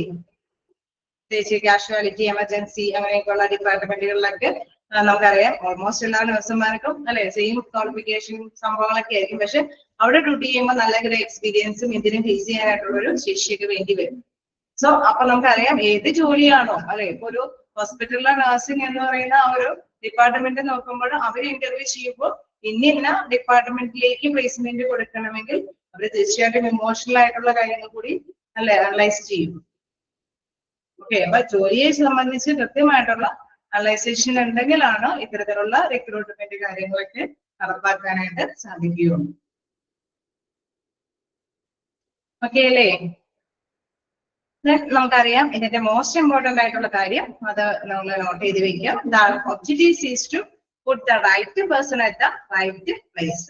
ജോബ് അനാലിസിസിൽ ഏറ്റവും പ്രധാനമായിട്ട് ഉപയോഗിക്കുന്നത് അല്ലെ, എടുത്ത് പറയുന്ന ഒരു പോയിന്റ് എന്ന് പറയുന്നത് ഈ റിക്രൂട്ട്മെന്റ് ആൻഡ് സെലക്ഷൻ കൊണ്ട് അല്ലെ നമ്മൾ ജോബ് അനാലിസിസ് നടത്തി ചെയ്യുകയാണെങ്കിൽ തീർച്ചയായിട്ടും objective is to put the right person at the right place. Correct ആയിട്ടുള്ള പ്ലേസിൽ റൈറ്റ് പേഴ്സണെ നമുക്ക് കണ്ടെത്താനായിട്ട് സാധിക്കും എന്നുള്ളതാണ്. ഓക്കെ, നമുക്ക് നെക്സ്റ്റ് നോക്കാം പെർഫോമൻസ് അനാലിസിസ്. നേരത്തെ പറഞ്ഞ മാതിരി തന്നെ പെർഫോമൻസ് അനാലിസിസ് അല്ലെ, job analysis is done to check if goals and objectives of a particular job are met or not. Okay, അതായത് നമുക്കറിയാം എപ്പോഴും ഒബ്ജക്റ്റീവ്സ് നേടണമെന്നുള്ളതാണ് അല്ലെ. ഏതൊരു ഓർഗനൈസേഷൻ ആണെങ്കിലും അതിന്റെ പ്രധാനപ്പെട്ട ലക്ഷ്യം എന്ന് പറയുന്നത് എന്താണ്, അത് എന്താണോ ടാർഗറ്റ് ചെയ്തിരിക്കുന്നത് ആ ലക്ഷ്യം നേടിയെടുക്കണം എന്നുള്ളതാണ്. നമുക്കറിയാം particular job are met or not അല്ലെ. നമുക്കറിയാം ഓരോ ജോലിയും ഓരോ എംപ്ലോയിനെ കൊടുക്കുമ്പോൾ അത് അവർക്ക് നിർവഹിക്കാൻ സാധിക്കുന്നുണ്ടോ എന്ന് അനലൈസ് ചെയ്യുന്നു അല്ലെ. കൃത്യമായിട്ട് നമുക്കറിയാം ഒരു വലിയ ഓർഗനൈസേഷൻ ആണെങ്കിൽ അത് എല്ലാം കൂടി കോർഡിനേറ്റ് ചെയ്യുമ്പോഴാണ് ഓർഗനൈസേഷന്റെ ഗോൾ അച്ചീവ് ചെയ്യാൻ സാധിക്കുള്ളൂ. പക്ഷെ അവിടെ ഓരോ പേഴ്സണെയും ഏൽപ്പിച്ചിരിക്കുന്ന ടാർഗറ്റുകൾ അത് ഓരോ പേഴ്സണും നിർവഹിക്കാൻ കഴിയണം എങ്കിലാണ് നമുക്ക് എല്ലാ ലക്ഷ്യങ്ങളും അല്ലെ എല്ലാവരുടെയും പ്രവർത്തനങ്ങളെയൊക്കെ കോർഡിനേറ്റ് ചെയ്ത് ഓർഗനൈസേഷന്റെ ലക്ഷ്യം മെയിൻ ഗോൾ അച്ചീവ് ചെയ്യാനായിട്ട് സാധിക്കുകയുള്ളൂ. സോ തീർച്ചയായിട്ടും നമുക്കറിയാം ഓരോ പേഴ്സണും കൃത്യമായിട്ട് തന്നെ പെർഫോം ചെയ്യാൻ പറ്റുന്നുണ്ടോ എന്നുള്ളത് അനലൈസ് ചെയ്യണമെങ്കിൽ നമുക്കറിയാം ജോബ് അനാലിസിസ് അവിടെ വിലപ്പെട്ട കാര്യം തന്നെയാണ്. It helps to designing the performance standards, evaluation criteria and individual output. Okay, നമുക്കറിയാം ജോബ് അനാലിസിസ് നടത്തിയതിനു ശേഷമാണ് അവര് ഇന്ന ഡ്യൂട്ടി അല്ലെ ഈ ഒരു സ്റ്റാൻഡേർഡ് നിശ്ചയിക്കുന്നത്. ഒരു ഇത്രയും പ്രൊഡക്ഷൻ ഉത്പാദിപ്പിക്കണം, ഒരു പേഴ്സൺ ഒരു ദിവസം ഇത്രയും പ്രൊഡക്ഷൻ ഉത്പാദിപ്പിക്കണം എന്നുള്ള ഒരു സ്റ്റാൻഡേർഡ് ഫിക്സ് ചെയ്യുന്നത് ആ ജോലിയെ വിലയിരുത്തി ആ വ്യക്തിക്ക് ഏൽപ്പിച്ചു കൊടുക്കുന്ന ജോലിയുടെ അല്ലെ അളവ് തോത് നമ്മൾ നിശ്ചയിക്കുന്നത് ആ വിലയിരുത്തൽ നടത്തിയതിനു ശേഷമാണ്. അതിനുശേഷം ഈ വ്യക്തിയെ നമുക്ക് ഈ ജോലി ഏൽപ്പിച്ചു കൊടുക്കുമ്പോൾ അല്ലെ കൃത്യമായിട്ട് നമ്മൾ ആക്ച്വലി അദ്ദേഹം എന്താണ് പെർഫോം ചെയ്യുന്നതെന്ന് വിലയിരുത്തുന്നു. നമുക്കറിയാം കമ്പാരിസൺ നടത്തിയതിനു ശേഷമാണ് അല്ലെ അവരുടെ സ്റ്റാൻഡേർഡും ആക്ച്വലായിട്ട് അവർ പെർഫോം ചെയ്യുന്ന ഡ്യൂട്ടിയും കൂടിയും കമ്പാരിസൺ നടത്തിയതിനു ശേഷമാണ് നമുക്ക് ഈ വ്യക്തി ഓക്കെ അദ്ദേഹം ടാലന്റഡ് ആണ് എന്നൊക്കെ കൃത്യമായിട്ട്, അല്ലെങ്കിൽ ഇൻ കേസ് ടാലന്റഡ് അല്ലെങ്കിൽ അവർക്ക് എന്തെങ്കിലും ട്രെയിനിങ് ഒക്കെ കൊടുക്കണമെങ്കിൽ അതൊക്കെ മനസ്സിലാക്കി പോകാനായിട്ട് സാധിക്കുന്നുണ്ട്. സോ നമുക്കറിയാം performance standards, evaluation criteria and individual output. Okay, അപ്പൊ ഇവാലുവേഷൻ നടത്തുമ്പോൾ നമുക്കറിയാം അവരെ ചെയ്യുമ്പോൾ അല്ലെ പ്രൊഡക്റ്റ് കൃത്യമായിട്ട് ഉത്പാദിപ്പിക്കുന്നത്. ഇൻ കേസ് സർവീസ് ഓറിയന്റഡ് ആണെങ്കിലും അവർക്ക് കൃത്യമായിട്ട് ഏൽപ്പിച്ചെടുക്കുന്ന സർവീസ് അവർക്ക് ഇന്ന ദിവസം കൊണ്ട് അല്ലെങ്കിൽ ഇത്രയും ടൈമിനുള്ളിൽ ആ സർവീസ് ഇത്രയും പേർക്ക് അല്ലെ കൈകാര്യം ചെയ്ത് കൊടുക്കാനൊക്കെ സാധിക്കുന്നുണ്ടോ എന്നുള്ളത് വിലയിരുത്തിയാണ് ചെയ്യുന്നത് അല്ലെ. അതെല്ലാം ചെയ്യണമെങ്കിൽ തീർച്ചയായിട്ടും ജോബിനെ കുറിച്ചിട്ട് നല്ല വ്യക്തമായ വിശകലനം ആവശ്യമാണ്. On this basis the overall performance of an employee measured and he or she is evaluated accordingly. Okay, നമുക്കറിയാം മൊത്തത്തില് ആ പെർഫോമൻസ് ആ എംപ്ലോയിയുടെ പെർഫോമൻസുകൾ അദ്ദേഹത്തിന്റെ ആ ഒരു പ്രവർത്തനങ്ങളെല്ലാം വിലയിരുത്തിയതിനു ശേഷമാണ് അവരെ അല്ലെ കൃത്യമായിട്ട് ഓക്കെ അദ്ദേഹം ചെയ്യാനായിട്ട് ഏബിൾ ആണ്, അതല്ലെങ്കിൽ അവർക്ക് കുറച്ചും കൂടി ട്രെയിനിങ് ആവശ്യമാണ്, അല്ലെങ്കിൽ കുറച്ചും കൂടി തൊഴിൽ അവർക്ക് ഏൽപ്പിച്ചു കൊടുക്കാം, അതുകൂടി ചെയ്യാനായിട്ടുള്ള ശേഷി അവർക്ക് ഉണ്ട് അല്ലെ. അങ്ങനെയൊക്കെ കൃത്യമായിട്ട് വാലുവേറ്റ് ചെയ്യാനായിട്ട് സാധിക്കുന്നതും ജോബ് അനാലിസിസും ഉള്ളത് കൊണ്ടാണ്. വീണ്ടും ട്രെയിനിങ് ആൻഡ് ഡെവലപ്മെന്റ് ഇതിനോട് ചേർന്ന് പോകുന്ന ഒരു കാര്യം തന്നെയാണ്. നമുക്കറിയാം വിലയിരുത്തൽ നടത്തുമ്പോൾ ചിലപ്പോൾ അവർക്ക് സ്റ്റാൻഡേർഡ് അനുസരിച്ചിട്ട് പെർഫോം ചെയ്യാൻ പറ്റാതെ വരുന്നു അല്ലെ. അങ്ങനെയുള്ള സമയത്തിലാണ് നമ്മൾ ട്രെയിനിങ് ആൻഡ് ഡെവലപ്മെന്റ് പ്രോസസ്സ് നടപ്പാക്കുന്നത്. Job analysis can be used to determine the training and development games of employees. The difference between the expected and the actual output determines the level of training. Okay, അവർ expect ചെയ്യുന്നത് അല്ലെ അവിടെ തൊഴിലുടമ എന്താണോ അവരിൽ നിന്ന് ആ എംപ്ലോയിൽ നിന്ന് എക്സ്പെക്ട് പ്രതീക്ഷിക്കുന്നത് അല്ലെ, അവിടെ സ്റ്റാൻഡേർഡ് ഫിക്സ് ചെയ്ത് അവർക്ക് കൊടുത്തിരിക്കുന്നത്. And actual output determine the level of training. Okay, actually ആ പേഴ്സൺ ആ എംപ്ലോയി എന്താണോ എഫിഷ്യന്റ് ആയിട്ട് വർക്ക് ചെയ്യാനായിട്ട് സാധിച്ചിരിക്കുന്നത് അത് തമ്മിലുള്ള കമ്പാരിസൺ നടത്തി കഴിയുമ്പോഴാണ് അവർക്ക് ട്രെയിനിങ്ങിന്റെ ആവശ്യകതയുണ്ടോ എന്നുള്ളത് തിരിച്ചറിയുന്നത്. ഓക്കെ, ക്ലിയർ ആവുന്നില്ലേ? അല്ലേ കണ്ടിന്യൂ ചെയ്ത് പോകാൻ പറ്റുന്നില്ലേ? ഓക്കെ, അപ്പൊ നമുക്കറിയാം ഏതെങ്കിലും ചിലപ്പോൾ ചില കാര്യങ്ങളൊക്കെ അവർക്ക് ട്രെയിനിങ് ആവശ്യമുണ്ടാവില്ല അല്ലെ. ചിലപ്പോൾ മെഷീൻ ഓപ്പറേറ്റ് ചെയ്യാനായിരിക്കും, അല്ലെങ്കിൽ പുതിയ ഒരു ടെക്നോളജി ഡെവലപ്പ് ചെയ്തത് കൊണ്ട് അതിനോടൊപ്പം ചേർന്ന് പോകാൻ പറ്റാത്തത് കൊണ്ടായിരിക്കാം. ഓക്കെ, അപ്പൊ എന്തിനാണോ അവർക്ക് ട്രെയിനിങ് ആവശ്യം അത് തിരിച്ചറിയാനായിട്ട് സാധിക്കും അല്ലെ. അപ്പൊ അതനുസരിച്ചിട്ട് അവർക്ക് ട്രെയിനിങ് കൊടുക്കാൻ സാധിക്കും. Then tool and equipment to be used to conduct training and methods of training. നമുക്കറിയാം പലതരത്തിലുള്ള ട്രെയിനിങ് ഉണ്ട് അല്ലെ. ഇതെല്ലാം റിക്രൂട്ട്മെന്റ് ആൻഡ് സെലക്ഷനിൽ പഠിക്കുന്നുണ്ട്. പഠിച്ചു കഴിഞ്ഞോ? ഏതൊക്കെ രീതിയിലുള്ള ട്രെയിനിങ് ഒക്കെ ഉണ്ടെന്നൊക്കെ ഉള്ളത് പഠിച്ചോ? ഇതില്ല. അപ്പൊ അതില് നമ്മള് വെസ്റ്റിബിൾ അല്ലെ, പലതരത്തിലുള്ള ട്രെയിനിങ് ഉണ്ട്. ജോലിക്കിടയിലുള്ള ട്രെയിനിങ്, അല്ലെങ്കിൽ ക്ലാസ് റൂം ട്രെയിനിങ്, അങ്ങനെ പലതരത്തിലുള്ള ട്രെയിനിങ് ഒക്കെയുണ്ട്. ഓക്കെ, അപ്പൊ ഈ ട്രെയിനിങ് ഒക്കെ അവർക്ക് കൃത്യമായിട്ട് ഏത് തരത്തിലുള്ള ട്രെയിനിങ് ഒക്കെയാണ് കൊടുക്കേണ്ടതെന്നൊക്കെ നമുക്ക് തിരിച്ചറിയാൻ പറ്റുന്നതും ഈ ജോബ് അനാലിസിസ് നടത്തുന്നത് കൊണ്ടാണ്. ഓക്കെ, വിലയിരുത്തിയിട്ട് ഇവരെ സ്റ്റാൻഡേർഡ് അനുസരിച്ചിട്ട് കമ്പാരിസൺ നടത്തി അവർക്ക് എന്തെങ്കിലും ട്രെയിനിങ് വേണമെങ്കിൽ അവർക്ക് ഏത് രീതിയിലുള്ള ട്രെയിനിങ് കൊടുക്കാൻ സാധിക്കും അതൊക്കെ കൃത്യമായിട്ട് നമുക്ക് മനസ്സിലാക്കി എടുക്കണമെങ്കിൽ തീർച്ചയായിട്ടും ജോബ് അനാലിസിസ് ആവശ്യമാണ്. ഓക്കെ, അപ്പൊ അവിടെ ട്രെയിനിങ് ആൻഡ് ഡെവലപ്മെന്റും ഒരു പ്രധാനപ്പെട്ട പോയിന്റ് ആണ്.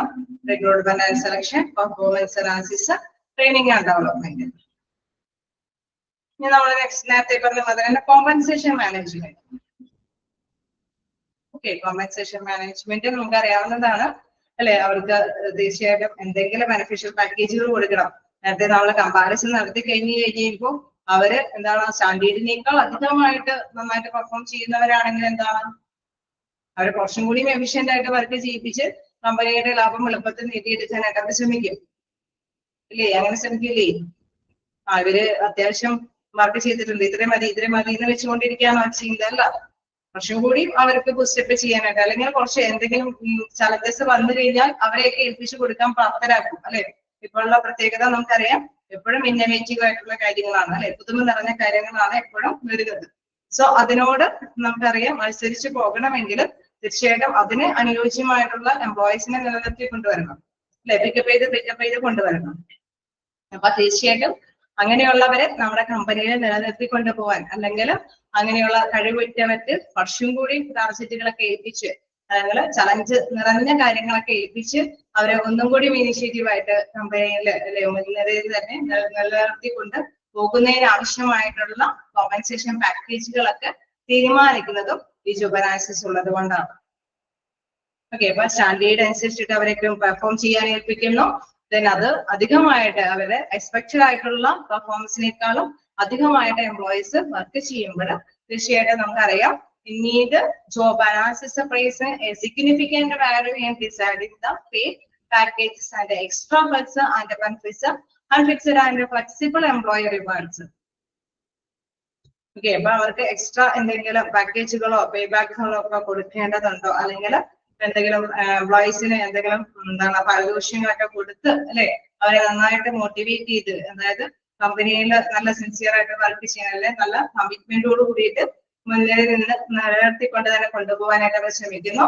Then after all the pay packages depend on the position, job title and duties and responsibility involved in a job. Okay, എല്ലാ നമുക്കറിയാം ഈ ഏതെങ്കിലും ഉത്തരവാദിത്തങ്ങളൊക്കെ അല്ലെ, കൂടുതലായിട്ട് ഉത്തരവാദിത്തങ്ങളൊക്കെ ഏൽപ്പിക്കുന്നവർക്കാണ് കൂടുതൽ നമുക്കറിയാം അവര് ടാർഗറ്റുകളൊക്കെ അറ്റൻഡ് ചെയ്യുമ്പോഴാണ് കൂടുതൽ അവരെ അനുമോദിക്കുന്നതൊക്കെ അല്ലെ. അപ്പൊ ആ പൊസിഷനൊക്കെ അനുസരിച്ചിട്ട് ഈ ഒരു പാക്കേജസിലൊക്കെ പ്രത്യേകതകൾ ഉണ്ടാകും. Processor director, human resource managers determining are employees value for particular job opening. Okay, അപ്പൊ നമുക്കറിയാം നല്ല കഴിവുറ്റ എംപ്ലോയീസ് എന്ന് പറഞ്ഞു കഴിഞ്ഞാൽ തീർച്ചയായും ആ ഡിപ്പാർട്ട്മെന്റിനെ സംബന്ധിച്ച് അല്ലെ, ഹ്യൂമൻ റിസോഴ്സ് ഡിപ്പാർട്ട്മെന്റിനെ സംബന്ധിച്ച് അവര് വിലപ്പെട്ടവരാണ് അല്ലെ. അവരെ എങ്ങനെയെങ്കിലും കമ്പനിയിൽ തന്നെ നിലനിർത്തിക്കൊണ്ട് പോരാ, അല്ലെങ്കിൽ ഇൻ കേസ് അതർ പാക്കേജസ് ഒക്കെ ഏതെങ്കിലും കമ്പനിക്ക് ഓഫർ ചെയ്ത് പോയി കഴിഞ്ഞാൽ ചിലപ്പോൾ നല്ല നല്ല കഴിവിറ്റ ജീവനക്കാരെ എന്താണ് ഇവിടെ നിന്ന് വിട്ടുപോകും. അങ്ങനെ സാധ്യതയില്ലേ?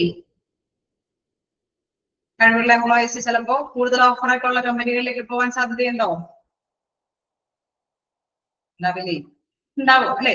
അപ്പൊ അങ്ങനെയൊന്നും വിട്ടുപോകാതിരിക്കാൻ വേണ്ടിയിട്ടും അതേമാതിരി തന്നെ കമ്പനിക്ക് വരുന്ന ചലഞ്ചസിനെയൊക്കെ ഫേസ് ചെയ്യാൻ വേണ്ടിയിട്ടും അല്ലെ, വരുന്നതിനെയൊക്കെ നമുക്ക് ഉൾക്കൊള്ളാൻ അല്ലെ, അത് മുൻനിരയിൽ തന്നെ നിലനിർത്തി കൊണ്ടുപോകാനായിട്ട് കഴിവുറ്റവരാക്കി മാറ്റാനൊക്കെ ആയിട്ട് ഇത്തരത്തിലുള്ള കോമ്പൻസേഷനുകളൊക്കെ അവർക്ക് എന്താണ് ഹൈ പൊസിഷനിലുള്ളവർക്കും നല്ല ഹൈ ആയിട്ട് പെർഫോം ചെയ്യുന്നവർക്കൊക്കെ തീർച്ചയായിട്ടും അലോട്ട് ചെയ്യും. അങ്ങനെയാണ് കമ്പനി അവരേക്ക് നിലനിർത്തി കൊണ്ടുപോകുന്നത്. ഓക്കെ, ലാസ്റ്റ് പോയിന്റ് നോക്കാം.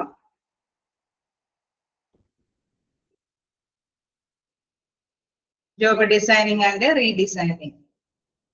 ക്ലിയർ അല്ലേ? ഇതൊന്നും പിന്നെ പറയേണ്ടതില്ലല്ലോ. ഈ ചാപ്റ്ററിന്റെ ലാസ്റ്റ് ഭാഗം വീണ്ടും റിപ്പീറ്റേഷൻ ആണ്. ഓക്കെ അല്ലേ? അവിടെ ഫസ്റ്റ് ഇൻട്രൊഡക്ഷനിൽ എല്ലാം കൂടി ഒന്നിച്ചെന്ന് പറഞ്ഞു, പിന്നെ കുറച്ച് ഡയഗ്രാം ആയിട്ട് പറഞ്ഞു, പിന്നെ പോയിന്റ് വൈസ് ആയിട്ട് പറഞ്ഞിട്ടുണ്ട്. കാരണം അത്രയും പ്രധാനപ്പെട്ട ഒരു മാറ്റർ ആണ്. അതുകൊണ്ടാണ് ആ ഒരു ജോബ് വിശകലനം ചെയ്യുക എന്നുള്ളത് വളരെ പ്രധാനപ്പെട്ട കാര്യമാണ് അല്ലെ. ഒരു പുതിയ സ്ഥാപനം ആയിക്കോട്ടെ, പഴയ അല്ലെ സ്ഥാപനം ആയിക്കോട്ടെ, പുതിയ ജോലികൾ നമുക്ക് കണ്ടെത്തണമെങ്കിൽ ആ ജോലി സംബന്ധമായിട്ട് നല്ല രീതിയിൽ വിശകലനം അവിടെ ആവശ്യമാണ്. അത് എംപ്ലോയീസിനെ കണ്ടെത്തുന്നതിനായിക്കോട്ടെ, എംപ്ലോയീസിനെ നിലനിർത്തുന്നതിനായിക്കോട്ടെ, എംപ്ലോയീസിനെ അല്ലെ കുറച്ചും കൂടി സാറ്റിസ്ഫൈഡ് ആയിട്ടുള്ള അന്തരീക്ഷം പ്രദാനം ചെയ്യുന്നതിനും എല്ലാത്തിനും അല്ലെ അവർക്ക് ട്രെയിനിങ് എല്ലാം കൊടുക്കുന്നതിനെല്ലാം തന്നെ ഈ വിശകലനം മതിയായ ഒരു കാര്യം തന്നെയാണ്. ഓക്കെ അല്ലേ? ഏതെങ്കിലും പോയിന്റ് കിട്ടാത്തതുണ്ടോ? അല്ലെ, അവിടെ ചെറിയ രീതിയിലൊക്കെ ക്വസ്റ്റ്യൻ കാണാം. National help in designing training content tools and equipment to be used to conduct training and methods of training. അപ്പൊ നമുക്കറിയാം ജോബ് അനാലിസിസ് അല്ലെ, അവിടെ അതാണ് ഹെൽപ്പ് ചെയ്യുന്നത്. കോമ്പൻസേഷൻ മാനേജ്മെന്റിനും ജോബ് അനാലിസിസും ഹെൽപ്പ് ചെയ്യുന്നുണ്ട് അല്ലെ. അവിടെ അതെല്ലാം ഓർത്ത് വെച്ചേക്കാം. ചെറിയ രീതിയിലൊക്കെ ക്വസ്റ്റ്യൻസ് ചോദിച്ചു കഴിഞ്ഞാലും അത് വെച്ചേക്കാം. ജോബ് അനാലിസിസ് ആണ് അതിലെ പ്രധാനപ്പെട്ട ഘടകമെന്നത്. പെർഫോമൻസ് അനാലിസിസ് വിലയിരുത്തണമെങ്കിലും നമുക്കറിയാം ജോബ് അനാലിസിസ് അവിടെ ആവശ്യമാണ്. അത് വെച്ചാൽ മാത്രമാണ് സ്റ്റാൻഡേർഡ് ഫിക്സ് ചെയ്യാനായിട്ട് സാധിക്കുകയുള്ളൂ അല്ലെ. അതിന്റെ വിശകലനത്തിനനുസരിച്ചിട്ട് സ്റ്റാൻഡേർഡ് ഫിക്സ് ചെയ്തിട്ടാണ് ആക്ച്വൽ പെർഫോമൻസുമായിട്ട് കമ്പാരിസൺ നടത്തി അവർക്ക് ആവശ്യം ട്രെയിനിങ് ആണോ, അവർക്ക് ആവശ്യം കോമ്പൻസേഷൻ പാക്കേജുകളാണോ എന്നുള്ളത് ഡിസൈഡ് ചെയ്യാനായിട്ട് സാധിക്കുകയുള്ളൂ. ഓക്കെ, ലാസ്റ്റ് പോയിന്റ് നോക്കാം. Job designing and redesigning.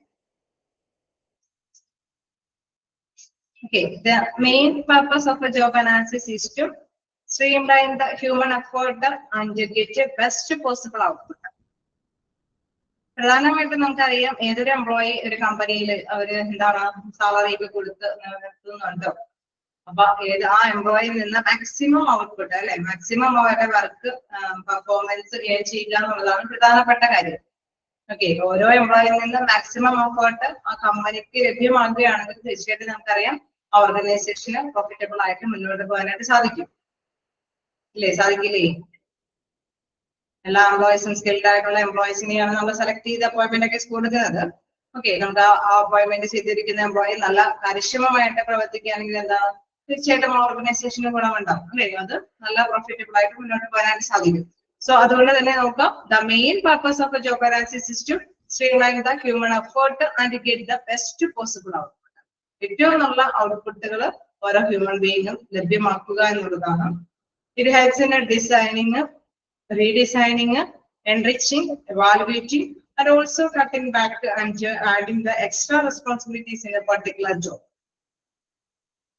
Okay. അപ്പൊ നമുക്കറിയാം അങ്ങനെയൊക്കെ വരുമ്പോൾ തീർച്ചയായിട്ടും നമുക്കറിയാം ചിലപ്പോൾ ഡിസൈനിലൊക്കെ വേരിയേഷൻസ് ഒക്കെ വരുത്താം. ഓക്കെ, ഈ രീതിയിലെല്ലാം ഇച്ചിരി കൂടി നല്ല രീതിയിൽ അവർക്ക് കാര്യങ്ങളൊക്കെ ഏൽപ്പിച്ചു കൊടുത്തു കഴിഞ്ഞാൽ നല്ല രീതിയിൽ അവർ പെർഫോം ചെയ്തോളും. അതായത് നമ്മൾ ഈ പറഞ്ഞ മാതിരി എൻറിച്ച്മെന്റും എൻലാർജ്മെന്റ് ഒക്കെ, അതായത് അവർക്ക് ചിലപ്പോൾ വേണമെങ്കിൽ ഒന്നിച്ച് നിന്ന് അവരുടെ എന്താണ് ഇച്ചിരി കൂടി ബുദ്ധിമുട്ടേറിയ കാര്യങ്ങളൊക്കെ ഒന്നിച്ച് ഷെയർ ചെയ്ത് ചെയ്യാനായിട്ടുള്ള അവസരങ്ങളോ, അതല്ലെങ്കിൽ അവർക്ക് ചില തീരുമാനങ്ങളൊക്കെ എടുക്കാനായിട്ടുള്ള ഒരു പവറൊക്കെ അവർക്ക് വേണമെങ്കിൽ വിട്ടുകൊടുക്കാം, അധികാരങ്ങളൊക്കെ വിട്ടുകൊടുക്കാം. പിന്നെ അതേമാതിരി തന്നെ അല്ലെ അവർക്ക് ചിലപ്പോ അധികമായിട്ടുള്ള കുറച്ച് യോഗ്യതകൾക്കോ അല്ലെ നമ്മൾ പറഞ്ഞു ടെക്നീഷ്യന്മാർക്കൊക്കെ കുറച്ചും കൂടി എക്സ്പീരിയൻസുകളൊക്കെ, അതായത് അധികം മറ്റു തരത്തിലുള്ള റിക്വയർമെന്റ് കാര്യങ്ങൾക്കൊക്കെ വേണമെങ്കിൽ അവർക്ക് ക്ലാസ്സും കാര്യങ്ങളൊക്കെ കണ്ടക്ട് ചെയ്ത് കൊടുക്കാം. അപ്പൊ അത്യാവശ്യം ചില കാര്യങ്ങളൊക്കെ ചെയ്യുന്നതിന്റെ ഒപ്പം തന്നെ എന്തെങ്കിലും റിക്വയർമെന്റ് ഒക്കെ കാര്യങ്ങൾ വരുന്നുണ്ടെങ്കിൽ അതൊക്കെ കൈകാര്യം ചെയ്തു പോകാനായിട്ട് സാധിക്കും. അങ്ങനെയുള്ള അഡീഷണൽ ആയിട്ടുള്ള മാറ്റങ്ങളൊക്കെ അതിൽ വരുത്താനായിട്ട് സാധിക്കും. അപ്പൊ ജോബ് വിലയിരുത്തുമ്പോഴാണ് നമുക്കറിയാം അവർക്ക് ഇന്ന സ്കില്ലുകൾ വേണം, അവർക്ക് ഇന്ന ട്രെയിനിങ്ങുകൾ വേണം എന്നുള്ളത് നമുക്ക് മനസ്സിലാക്കാനായിട്ട് സാധിക്കുന്നു. Okay, this is done to enhance the employee satisfaction while increasing the human output. Okay, അവർക്ക് ചിലപ്പോൾ ഈ പറഞ്ഞ മാത്രമേ ഒരു മീറ്റിംഗ് ഒക്കെ കണ്ടക്ട് ചെയ്യാനുള്ള പവറൊക്കെ അഡ്മിനിസ്ട്രേറ്റീവ് ലെവലിലുള്ള പൊസിഷനിലുള്ള എംപ്ലോയിക്കൊക്കെ കൊടുക്കുകയാണെങ്കിൽ, അതല്ലെങ്കിൽ അല്ലെ കുറച്ചും കൂടി എന്താണ് അഡ്മിനിസ്ട്രേറ്റീവ് ലെവലിൽ തീർച്ചയായിട്ടും നമുക്കറിയാം ഉണ്ടാകും. അതിനേക്കാൾ അപ്പുറം അല്ലെ കുറച്ചും കൂടി റെസ്പോൺസിബിൾ ആയിട്ടുള്ള ഉദ്യോഗസ്ഥരാണ് എങ്കിൽ അവർക്ക് ചില അധികാരങ്ങളൊക്കെ വിട്ടുകൊടുക്കുക അല്ലെ, അവരുടെ കീഴിലുള്ള ഉദ്യോഗസ്ഥരൊക്കെ വിളിച്ചുകൂട്ടി തീരുമാനങ്ങളൊക്കെ എടുക്കാനുള്ള പവർ അതൊക്കെ ചിലപ്പോൾ വേണമെങ്കിൽ വിട്ടുകൊടുക്കാം. അങ്ങനെയൊക്കെ വരുമ്പോഴാണ് എന്താണ് ആ ഉദ്യോഗസ്ഥന് കുറച്ചും കൂടി ഹാപ്പി ആയിരിക്കും അല്ലെ, കുറച്ചും കൂടി സാറ്റിസ്ഫാക്ഷൻ ഉണ്ടാവും. സോ അവരെന്താണ് നല്ല കമ്മിറ്റ്മെന്റോട് കൂടിയിട്ട് കമ്പനിയിൽ ജോലി ചെയ്യാനായിട്ട് അല്ലെ ശ്രമിക്കും. അപ്പൊ ഔട്ട്പുട്ട് നല്ല രീതിയിൽ ഉയർത്തി കൊണ്ടുവരാനായിട്ട് സാധിക്കും.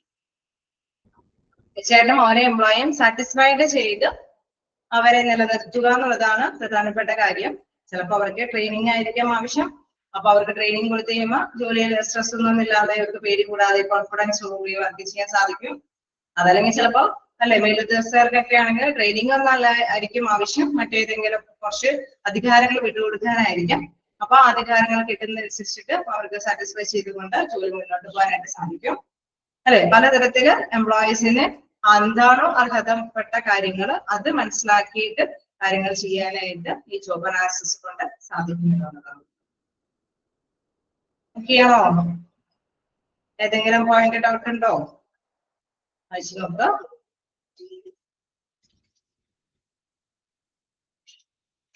ഓക്കെയാണോ?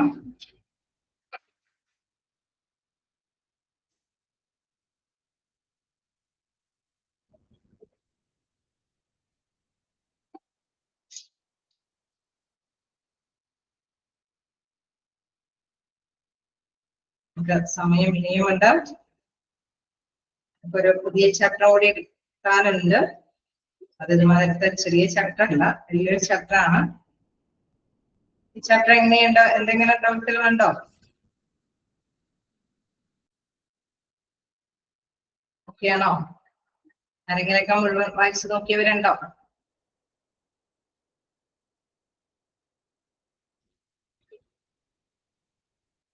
വായിച്ചു നോക്കിയിട്ട് എന്തെങ്കിലും ഡൗട്ട് തോന്നുന്ന ഭാഗങ്ങളുണ്ടോ?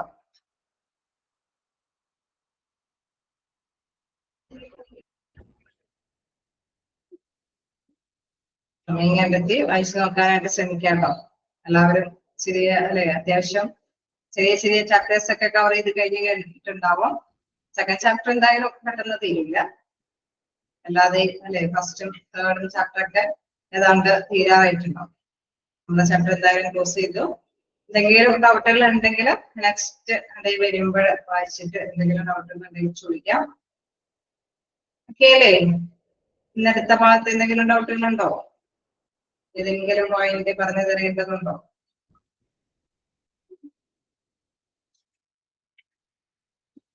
ക്ലിയർ ആണോ?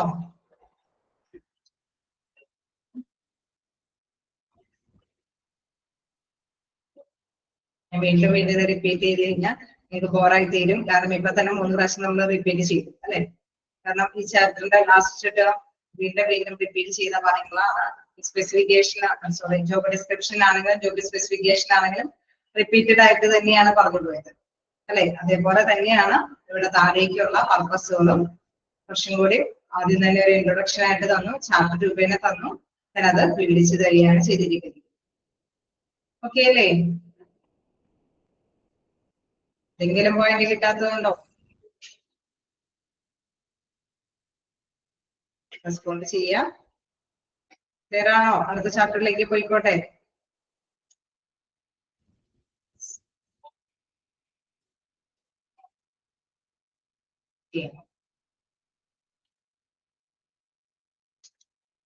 നമ്മുടെ നെക്സ്റ്റ് ചാപ്റ്റർ എന്ന് പറയുന്നത്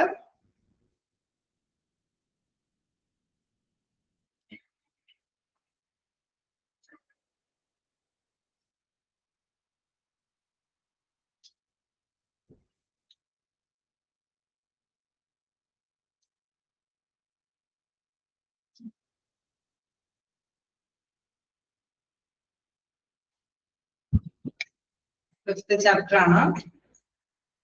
managing employee benefits and relation ആണ്.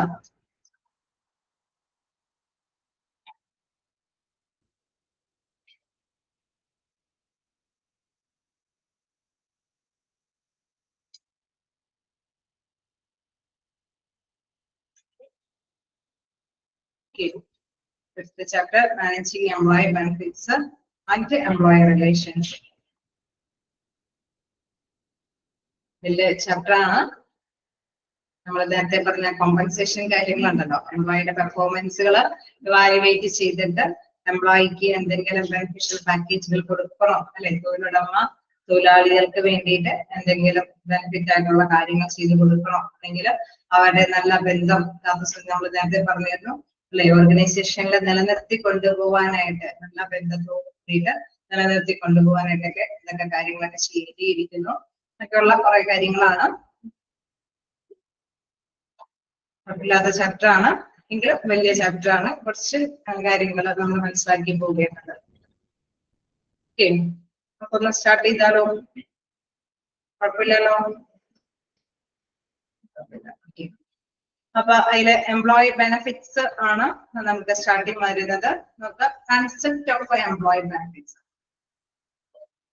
ഓക്കെ, എംപ്ലോയി ബെനിഫിറ്റ്സ് എന്ന് പറയുമ്പോൾ തൊഴിലാളികൾക്ക് ലഭ്യമാകുന്ന ബെനിഫിഷ്യൽ ആയിട്ടുള്ള കാര്യങ്ങൾ. ഓക്കെ, നമ്മളിപ്പോ ഓർഗനൈസേഷനിൽ നമ്മൾ ഏതെങ്കിലും സ്ഥാപനത്തിൽ നമ്മൾ വർക്ക് ചെയ്യാൻ പോകുമ്പോൾ സാലറി നമ്മൾ ഇതിന്റെ സാലറി വേണമെന്നുള്ള എഗ്രിമെന്റിന്റെ ബേസിലാണ് നമ്മൾ പോണത് അല്ലെ. ഇത്രയും ദിവസം വർക്കിംഗ് ചെയ്ത് കഴിഞ്ഞാൽ തീർച്ചയായിട്ടും ഇത്രയും സാലറി നമുക്ക് വേണമെന്നുള്ളത്, അല്ലെങ്കിൽ ഇത്രയും വർക്കിംഗ് അവേഴ്സ് വർക്ക് ചെയ്യുമ്പോൾ ഇത്രയും സാലറി വേണമെന്നുള്ള ഒരു എഗ്രിമെന്റിന്റെ ബേസിലായിരിക്കും ഏതൊരു എംപ്ലോയിയും ഏതൊരു സ്ഥാപനത്തിന് ജോലിക്ക് പോകുന്നത് അല്ലെ. ശരിയല്ലേ? എത്ര സാലറി എന്നതൊക്കെ നോക്കിയിട്ടല്ലേ നമ്മൾ ജോലി തിരഞ്ഞെടുക്കുന്നത്. ഓക്കെ, ചിലരൊക്കെ നമുക്കറിയാം സാലറി ഒന്നും ഇല്ലാതെ എക്സ്പീരിയൻസിന് വേണ്ടി പോകുന്നവരുമുണ്ട്. അതല്ല ഉദ്ദേശിച്ചത്. ഓക്കെ, നമ്മളൊരു ഏതെങ്കിലും ഒരു സ്ഥാപനത്തില് സാലറിയോട് കൂടി പോകുമ്പോൾ തീർച്ചയായിട്ടും ഇത്രയുള്ള സാലറി എന്നുള്ള ബേസിൽ തന്നെയാണ് പോകുന്നത്. അഡീഷണൽ ആയിട്ട് ഈ സാലറിക്ക് അപ്പുറം എന്തെങ്കിലും ബെനിഫിഷ്യൽ ആയിട്ടുള്ള കാര്യങ്ങൾ തൊഴിലാളിക്ക് ലഭ്യമാകുന്നുണ്ടെങ്കിൽ അതുമായി ബന്ധപ്പെട്ട കാര്യങ്ങളാണ് ഈ ചാപ്റ്ററിൽ പ്രതിപാദിക്കുന്നത്. ഓക്കെ, നോക്കാം. Concept of employee benefits.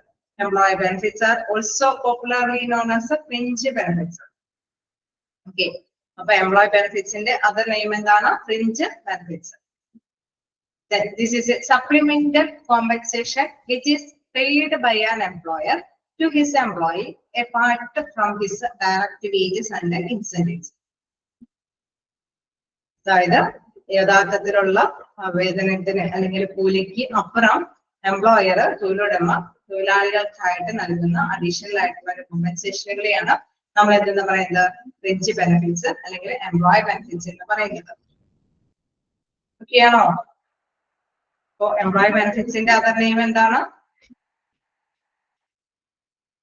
ആ ഒരു കാര്യം മനസ്സിലാക്കി കഴിഞ്ഞാൽ ഇതിന്റെ ബാക്കിയുള്ള ഭാഗം നമുക്ക് പെട്ടെന്ന് എളുപ്പത്തിൽ മനസ്സിലാക്കി പോകാൻ സാധിക്കും. അപ്പൊ നോക്കാം, എന്താണ് എംപ്ലോയി ബെനിഫിറ്റ്സിന് പറയുന്ന മറ്റൊരു പേര്? Fringe benefits. അത് നോട്ട് ചെയ്ത് പോവാ. This is a supplemental compensation which is paid by an employer. അല്ലെ, ഇതൊരു അഡീഷണൽ ആയിട്ടുള്ള സപ്ലിമെന്റൽ ആയിട്ടുള്ള ഒരു കോമ്പൻസേഷൻ ആണ്. ആരാണ് നൽകുന്നത്? തൊഴിലുടമ തൊഴിലാളികൾക്ക് വേണ്ടിയാണ് നൽകുന്നത്. apart from his direct wages and incentives. അല്ലെ, വേജസിനൊക്കെ അപ്പുറം ലഭ്യമാകുന്ന എന്തെങ്കിലും കോമ്പൻസേഷനുകളാണ് ഫ്രിഞ്ച് ബെനിഫിറ്റ്സ് എന്ന് പറയുന്നത്. These are granted as assistance or additional facilities to the employee by the employer either voluntarily or as a legal requirement or as a part of a collective negotiated agreement. Okay, നമ്മളിപ്പോ ഒരു ഓർഗനൈസേഷനിൽ work ചെയ്യാണ്, ഏതെങ്കിലും കമ്പനിയിൽ work ചെയ്യാം. നമുക്കിപ്പോ salary, okay, basic salary ഒക്കെ ആയിട്ടുള്ള സാലറി പാക്കേജുകളൊക്കെ ഉണ്ട്. അപ്പൊ അതനുസരിച്ചിട്ടാണ് വർക്ക് ചെയ്യുന്നത്.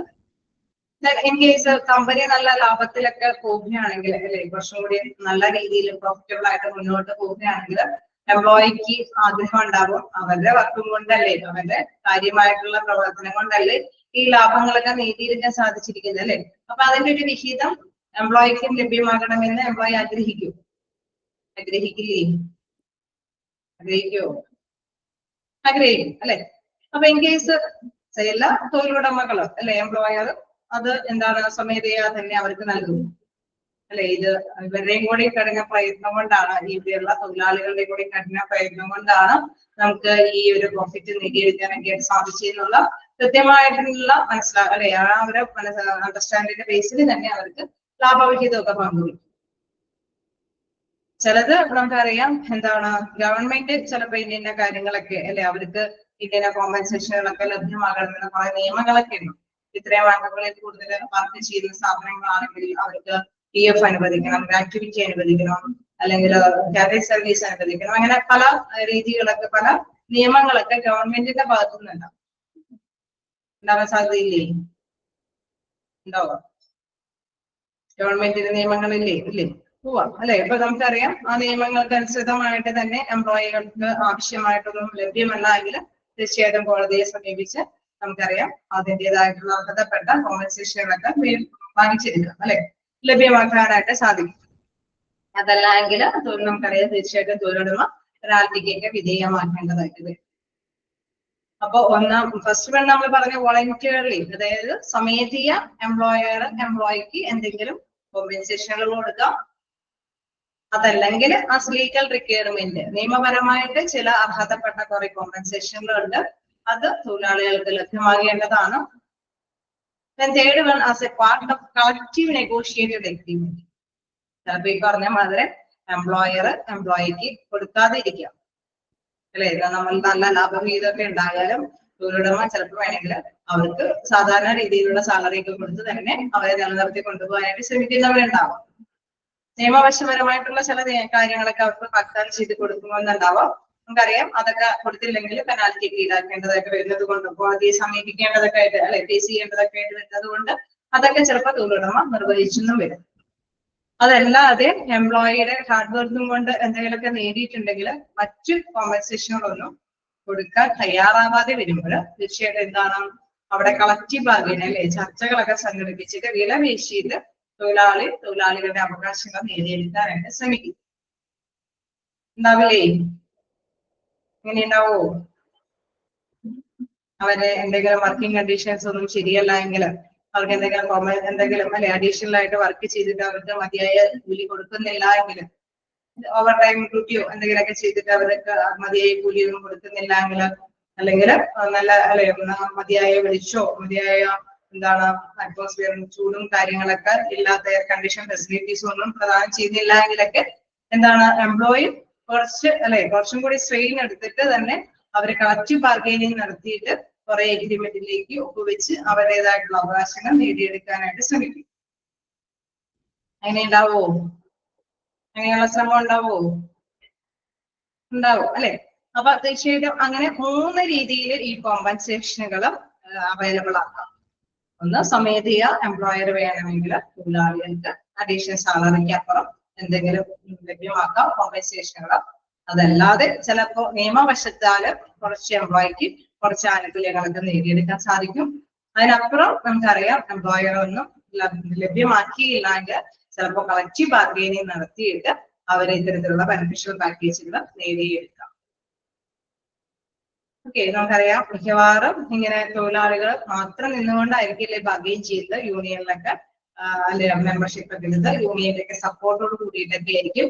അപ്പൊ അങ്ങനെ വരുമ്പോൾ സ്ട്രൈക്കും കാര്യങ്ങളൊക്കെ വരാൻ സാധ്യതയുണ്ടെന്നൊക്കെ മനസ്സിലാക്കി തൊഴിലുടമ തൊഴിലാളികൾക്ക് വേണ്ടി ചില വാഗ്ദാനങ്ങളൊക്കെ ലഭ്യമാക്കാം അല്ലെ, ചില എഗ്രിമെന്റിലൊക്കെ ഉപയോഗിക്കും അല്ലേ. അങ്ങനെയൊക്കെയല്ലേ വലിയ വലിയ കമ്പനികളിലൊക്കെ ഓഫറുകളൊക്കെ നേടിയെടുക്കുന്നത് ആണോ? അപ്പൊ അതിനെ കുറിച്ചിട്ടുള്ള ഒരു വലിയ ചാപ്റ്റർ ആണ് ഇതില് പറയുന്ന കാര്യങ്ങളൊക്കെ. അപ്പൊ നമ്മൾ ജസ്റ്റ് ആ ഒരു ഇൻട്രൊഡക്ഷൻ ആണ് പറഞ്ഞത്. അതായത് ഇതില് കൺസെപ്റ്റ് ഓഫ് എംപ്ലോയി ബെനിഫിറ്റ്സിൽ പറയുന്നത് employee benefits are also popularly known as fringe benefits. This is A supplemental compensation which is paid by an employer to his employee apart from his direct wages and incentives. രണ്ട് കാര്യം not ചെയ്യേണ്ടതാണ്. അതുമാതിരി തന്നെ next പോയിന്റും പ്രത്യേകമായിട്ട് not ചെയ്യാം. അതായത് ഏതൊക്കെ രീതിയിൽ ഈ കോമ്പൻസേഷൻ ഉണ്ടാവാം, voluntarily, then as a legal requirement or as a part of collective negotiated agreement. Okay, clear ആണോ?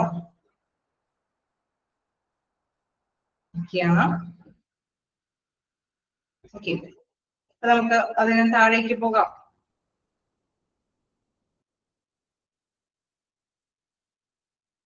അല്ലെ ആരെങ്കിലും കുറച്ച് ഒരു 3 പേരുടെ ഡെഫിനിഷൻസ് ഉണ്ട്. അതിൽ ഫസ്റ്റ് പേഴ്സന്റെ ഡെഫിനിഷൻ നമുക്കൊന്ന് നോക്കാം. According to Grey Gessler, fringe benefits are defined as indirect financial and non-financial payments employees receive for continuing their employment with the organization. Okay. ഇവിടെ പ്രത്യേകമായിട്ട് ഗ്രേറ്റസ്റ്റ് ലെവൽ വിശേഷിപ്പിക്കുന്നത് ഈ പറഞ്ഞ എംപ്ലോയി ബെനിഫിറ്റ്സ് എന്ന് പറയുന്നത് എന്താന്ന് പറയുന്നത് എംപ്ലോയ്മെന്റ് വിത്ത് ദ ഓർഗനൈസേഷൻ അല്ലെ. കണ്ടിന്യൂസ് ആയിട്ട് ആ ഓർഗനൈസേഷനിൽ വർക്ക് ചെയ്തിരിക്കുന്ന എംപ്ലോയി എന്താണ് അദ്ദേഹം ഇൻഡയറക്റ്റ് ആയിട്ടുള്ള ഫിനാൻഷ്യൽ ആയിട്ടുള്ള കാര്യങ്ങൾ നേടിയെടുക്കുന്ന ഒരു കാര്യമാണ്. അതായത് fringe benefits R defined as indirect financial and non financial payments. ഒരുപക്ഷെ ഫിനാൻഷ്യൽ പേയ്മെന്റ്സ് ആയിരിക്കാം അല്ലെ, സാലറിയോടൊപ്പം തന്നെ കുറച്ചും കൂടി സാലറി കൂട്ടിച്ചേർക്കുന്ന ഒരു രീതിയിലുള്ള കോമ്പൻസേഷൻ വാഗ്ദാനമായിരിക്കാം. അതല്ലെങ്കിൽ മറ്റു തരത്തിലുള്ള ബെനിഫിഷ്യൽ പാക്കേജുകളുണ്ട് അല്ലെ. അവർക്ക് വേണമെങ്കിൽ നന്നായിട്ട് ടാർഗറ്റ് ഒക്കെ അറ്റൈൻ ചെയ്യാൻ സാധിച്ചു എന്ന കമ്പനിയോടുള്ള എല്ലാവരെയും വിളിച്ച് കുട്ടികളുടെ ട്രിപ്പിന് പോവാം. ഫ്രീ ആയിട്ടുള്ള ഒരു ട്രിപ്പ് എംപ്ലോയിക്ക് വേണ്ടിയിട്ട് സാറ്റിസ്ഫാക്ഷനോട് കൂടിയിട്ട് അവർക്ക് അല്ലെ കുറച്ചും കൂടി എൻജോയ്മെന്റ് കിട്ടാൻ വേണ്ടിയിട്ടൊക്കെ അവർക്ക് വാഗ്ദാനം ചെയ്യാം. അങ്ങനെ വാഗ്ദാനം ചെയ്യില്ലേ? ചെയ്യോ? ഉണ്ട് അല്ലെ. അങ്ങനെ ഏതെങ്കിലും ബെനിഫിഷ്യൽ പാക്കേജുകൾ അവർക്ക് കൊടുക്കാം അല്ലെ. ഇൻ കേസ് ക്യാരി സർവീസുകൾ ഒക്കെ നമ്മളിപ്പോ ഈ ഒരു കമ്പനി സ്ഥാപിച്ചിട്ട് പോയിട്ട് വലിയ കുഴപ്പമൊന്നുമല്ല. അപ്പൊ നിങ്ങൾക്ക് വേണ്ടിയിട്ട് അല്ലെ അവിടെയുള്ള എംപ്ലോയിക്ക് വേണ്ടിയിട്ട് ക്യാൻഡി സൗകര്യം ചിലതൊക്കെ നമുക്കറിയാം മസ്റ്റായിട്ട് ക്യാൻഡി സർവീസ് കൊടുക്കേണ്ടതുണ്ട്. 250 കൂടുതൽ വർക്കേഴ്സ് ഉള്ള സ്ഥാപനങ്ങളാണെങ്കിൽ അത് സ്റ്റാറ്റ്യൂട്ടറി ആയിട്ടുള്ള ഒരു കാര്യമാണ്. ലീഗലായിട്ട് തന്നെ എന്താണ് ക്യാൻഡി സർവീസ് ലഭ്യമാക്കേണ്ടതാണ്. അതിനപ്പുറം എന്തെങ്കിലുമൊക്കെ ഈ എംപ്ലോയർ സ്വമേധയാ എടുക്കുന്ന തീരുമാനമായിരിക്കും.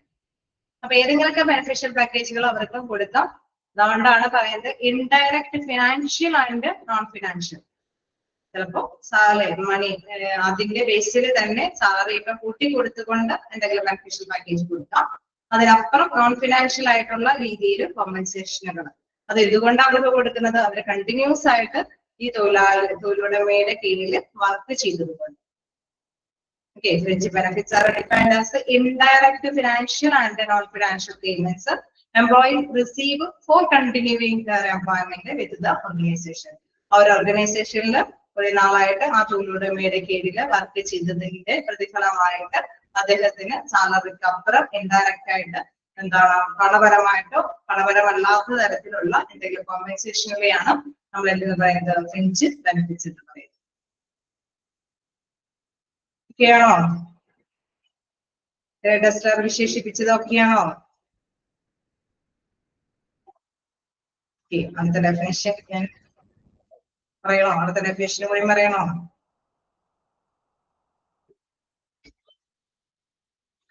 ഓക്കെ. അപ്പൊ ഇന്ന് പഠിച്ച പോയിന്റ്സുകളൊക്കെ നമ്മള് പർപ്പസ് ഓഫ് ജോബ് അനാലിസിസ് പഠിച്ചു. അതിനോടൊപ്പം തന്നെ പുതിയ ചാപ്റ്റർ ഒന്ന് മൈൻഡിലേക്ക് കൊണ്ടുവരിക. എന്താണ് അതിന്റെ പേരെന്താണ് ചാപ്റ്ററിന്റെ? Managing employee benefits and employee relations. എംപ്ലോയിയുടെ ബെനിഫിറ്റ്സ് അല്ലെങ്കിൽ എംപ്ലോയിയുടെ ബന്ധങ്ങൾ അതിനെ കുറിച്ച് കൈകാര്യം ചെയ്യുന്ന ഒരു ചാപ്റ്റർ ആണ്. അത് എങ്ങനെയൊക്കെയാണ് കൈകാര്യം ചെയ്യണേന്നുള്ളത് അല്ലെ. നമുക്കറിയാം വ്യത്യസ്ത രീതികളിലൊക്കെ ഈ ബെനിഫിഷ്യൽ അല്ലെങ്കിൽ നല്ല ബന്ധങ്ങളൊക്കെ കൈകാര്യം ചെയ്തു പോകാനായിട്ട് സാധിക്കും. അതിനെ കുറിച്ചിട്ടൊക്കെ ഡീപ്പായിട്ട് പഠിക്കുന്നതാണ്. അപ്പൊ അതിൽ തന്നെ എന്താണ് ഈ എംപ്ലോയി ബെനിഫിറ്റ്സ് എന്ന് മനസ്സിലാക്കുക. അതിനെ മറ്റൊരു പേരിൽ അറിയപ്പെടുന്നു ഫ്രിഞ്ച് ബെനിഫിറ്റ്സ്. അതെന്ന് പറയുന്നത് സാലറിക്ക് അപ്പുറം ആ എംപ്ലോയിക്ക് വേണ്ടിയിട്ട് ലഭ്യമാക്കുന്ന അഡീഷണൽ ആയിട്ടുള്ള കോമ്പൻസേഷനുകളാണ്. അത് 3 രീതിയിൽ ലഭ്യമാകേണ്ടതാണ്. ഒന്ന് സ്വമേധയ വേണമെങ്കിൽ ലഭ്യമാക്കാം. അതല്ലെങ്കിൽ നിയമപരമായിട്ട് തന്നെ ചില കാര്യങ്ങളൊക്കെ അവർക്ക് ലഭ്യമാക്കി കൊടുക്കേണ്ടതുണ്ട്. അതിനപ്പുറം നമുക്കറിയാം ചിലപ്പോൾ വേണമെങ്കിൽ എന്താണ് തൊഴിലാളികൾക്ക് വേണ്ടിയിട്ട് സ്വമേധയ കുറച്ച് എന്തെങ്കിലും അല്ലെ കുറച്ച് പാരിതോഷികമൊക്കെ കൊടുക്കാം. പക്ഷെ അതിനൊക്കെ കൂടുതൽ എന്താണ് അർഹതപ്പെട്ടവരാണ് എംപ്ലോയി. അങ്ങനെ വരുമ്പോഴെന്താണ് അവര് കുറച്ചും കൂടി കിട്ടുന്നതിന് വേണ്ടിയിട്ടൊക്കെ ചിലപ്പോൾ വേണമെങ്കിൽ പാർഗെയിൻ ചെയ്യാം. ഓക്കെ. അപ്പൊ ഏത് രീതിയിലാണെങ്കിലും ഈ കോമ്പൻസേഷനുകൾ അവർക്ക് ലഭ്യമാക്കാവുന്നതാണ്. ഒരു ഫസ്റ്റ് ഡെഫിനിഷന് നമ്മൾ നോക്കി. ആരാണ്? According to greatest level. അദ്ദേഹം എന്താണ് വിശേഷിപ്പിച്ചത്? ആ ഒരു പോയിന്റ്സ് മസ്റ്റ് ആയിട്ട് വെക്കുക. കാരണം 2-3 പേരുള്ളത് കൊണ്ട് ചിലപ്പോൾ വേണമെങ്കിൽ ഈ ഡെഫിനിഷൻ തന്നിട്ട് ആരാണ് എന്നുള്ള രീതിയിൽ ചോദിക്കാം. ഇത് ആരുടെ ഡെഫിനിഷൻ ആണെന്ന് ചോദിക്കാം. സോ ആ ഒരു ബൈ ഹാർട്ട് പഠിച്ചില്ലെങ്കിലും എന്താണ് ഗ്രേറ്റസ്റ്റ് ലെവലിന്റെ കാര്യത്തിലുള്ളത് എന്നുള്ളത് ശ്രദ്ധിക്കുക. അതായത് indirect financial and non financial payments എന്തുകൊണ്ടാണ് നൽകുന്നത്? Four continuing there employment in the organisation. Okay, clear അല്ലേ? Okay.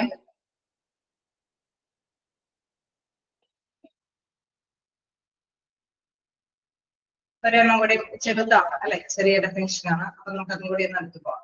According to William B വെർത്തറ്റാള്, അദ്ദേഹത്തിന് അവരുടെ അഭിപ്രായത്തിൽ എന്താണ്? അക്കോർഡിംഗ് ടു വില്യം ബി വെർത്തറ്റാൾ, fringe benefits embrace a broad range of benefits and services that the employee receive as a part of their total compensation package. Okay, അവരുടെ എംപ്ലോയിയുടെ total compensation പാക്കേജിൽ അല്ലെ അവർക്ക് ലഭ്യമാകുന്ന എന്തെങ്കിലും ബ്രോഡ് റേഞ്ച് ഓഫ് ബെനിഫിറ്റ്സ് അല്ലെങ്കിൽ services, സേവനങ്ങൾ. Case ചിലപ്പോൾ വേണമെങ്കിൽ നമുക്കറിയാം ബെനിഫിഷ്യൽ ആയിട്ടുള്ള പാക്കേജുകളൊക്കെ വരുമ്പോൾ ചിലപ്പോൾ വേണമെങ്കിൽ അവർക്ക് എഡ്യൂക്കേഷൻ ഫെസിലിറ്റീസ് അല്ലെങ്കിൽ എഡ്യൂക്കേഷൻ ലോണുകൾ അനുവദിക്കാം. അതല്ലെങ്കിൽ ചിലപ്പോൾ വേണമെങ്കിൽ കൗൺസിലിംഗ് കാര്യങ്ങൾ അവർക്ക് അല്ലെ ആ ഒരു എംപ്ലോയിയുടെ കീഴിലുള്ള തൊഴിലാളികളുടെ കുടുംബത്തിനും അവർക്കും ഒക്കെ വേണ്ടിയിട്ട് കൗൺസിലിംഗ്, അതല്ലെങ്കിൽ എന്താ കോർട്ടുമായി ബന്ധപ്പെട്ട കാര്യങ്ങളൊക്കെ കൈകാര്യം ചെയ്തതിന് ആവശ്യമായിട്ടുള്ള സർവീസുകൾ, അങ്ങനെ പലതരത്തിലുള്ള വാഗ്ദാനങ്ങളുണ്ട്. കൺസ്യൂമർ സൊസൈറ്റീസ്, അതായത് ക്വാർട്ടേഴ്സിലൊക്കെ താമസിക്കുന്നവരൊക്കെ ആണെങ്കിൽ അവർക്ക് വേണ്ടിയിട്ട് അല്ലെ മാർക്കറ്റിൽ പോയി സാധനങ്ങളൊക്കെ മേടിക്കുന്നതിന് പകരം അവരുടെ കോട്ടേജിൽ തന്നെ കൺസ്യൂമർ സൊസൈറ്റികളൊക്കെ ലഭ്യമാക്കിയിട്ട് മിതമായ നിരക്കിലൊക്കെ സാധനങ്ങളൊക്കെ പർച്ചേസ് ചെയ്യാനുള്ള അവസരങ്ങൾ കൊടുക്കാം. അങ്ങനെ പലതരത്തിലുള്ള ബെനിഫിഷ്യൽ പാക്കേജുകൾ കൊടുക്കാം. ഓക്കെ, അപ്പൊ ഇത്തരത്തിൽ ഏതൊരു സേവനത്തിനെ അല്ലെങ്കിൽ എന്താണ് പറയുന്നത്, broad range of benefits and services അല്ലെ, അവിടെ പറയുന്നത് എന്താണ്? വിശാലമായ രീതിയിലുള്ള ബെനിഫിഷ്യൽ ആയിട്ടുള്ള അല്ലെങ്കിൽ സേവനപരമായിട്ടുള്ള കാര്യങ്ങളാണ് വാഗ്ദാനം ചെയ്യുന്നത്. ആര് വാഗ്ദാനം ചെയ്യുന്നത്? എംപ്ലോയർ. ആർക്ക് വേണ്ടിയിട്ടാണ്? എംപ്ലോയിക്ക് വേണ്ടിയിട്ട്. ഓക്കെ, അത് ടോട്ടൽ കോമ്പൻസേഷൻ പാക്കേജിൽ വിടുന്ന കാര്യങ്ങളാണ്. കാരണം അവരുടെ സാലറിക്ക് അപ്പുറം അവരുടെ പാക്കേജിൽ വരുന്ന കുറെ വാഗ്ദാനങ്ങളാണ്.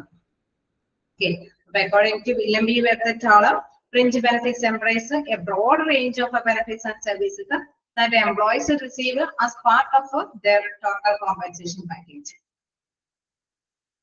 Okay, അപ്പൊ ഇൻ കേസ് നമുക്കറിയാം സാലറിക്ക് അപ്പുറം കുറെ പാക്കേജസും കൂടി അവർക്ക് ലഭ്യമാകുന്നുണ്ടെങ്കിൽ തീർച്ചയായിട്ടും റിക്രൂട്ട്മെന്റ് ടൈമുകളിലൊക്കെ സാലറി ഇത്രയും ഓഫർ ചെയ്യുന്നതോടൊപ്പം തന്നെ കുറെ പാക്കേജുകളും കൂടി ഉണ്ടോ എന്നുള്ളത് അല്ലെ ടാലന്റഡ് ആയിട്ടുള്ള എംപ്ലോയീസ് ആ കാൻഡിഡേറ്റ്സ് ഒക്കെ അത് മനസ്സിലാക്കിയതിനു ശേഷമാണ് അവിടെ സെലക്ഷൻ കാര്യങ്ങൾക്കൊക്കെ വേണ്ടിയിട്ട് ആപ്ലിക്കേഷൻസ് ഒക്കെ സബ്മിറ്റ് ചെയ്യുന്നത്. അപ്പൊ ഈ കോമ്പൻസേഷൻ പാക്കേജുകൾ പ്രധാനപ്പെട്ട കാര്യമാണ്. തൊഴിലുടമ തൊഴിലാളികൾക്ക് വേണ്ടിയിട്ട് വർക്ക് ചെയ്യുന്നതോടൊപ്പം തന്നെ സാലറി നേടിയെടുക്കുന്നതോടൊപ്പം തന്നെയുള്ള കുറെ വാഗ്ദാനങ്ങളെയാണ് എന്തെന്ന് പറയുന്നത് ഈ ഫ്രഞ്ച് ബെനിഫിറ്റ്സ് എന്ന് പറയുന്നത്. ഓക്കെ, ക്ലിയർ ആണോ? French benefits embrace a broad range of benefits and services that the employee receive as a part of their total compensation package. Okay, അപ്പൊ രണ്ട് ഡെഫിനിഷൻസ് ജസ്റ്റ് ഒന്ന് നോക്കിയിട്ട് വരിക. ഓക്കെ, എന്തെങ്കിലും കിട്ടാത്തതുണ്ടോ? എന്തെങ്കിലും ഭാഗത്ത് മനസ്സിലാവാത്തതുണ്ടോ? ഏത് ഭാഗമാണ് ക്ലിയർ ആവാത്തതുണ്ടെങ്കിൽ ചോദിക്കാം.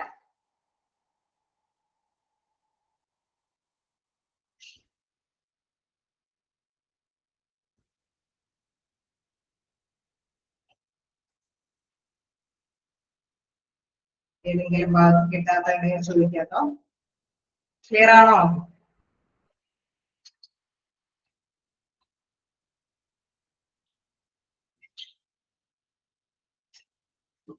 ഒക്കെയാണ്. രണ്ട് രീതിയിലും വരും. അമ്പ് മാറിപ്പോണതാണോ? ഒക്കെയാണ്. ഏതെങ്കിലും ഡൗട്ട് ഉണ്ടെങ്കിൽ ചോദിക്കാം. അപ്പൊ നമുക്ക് നെക്സ്റ്റ് ദിവസം ഇതിന്റെ കണ്ടിന്യൂവേഷൻ എടുക്കാം. Thank you.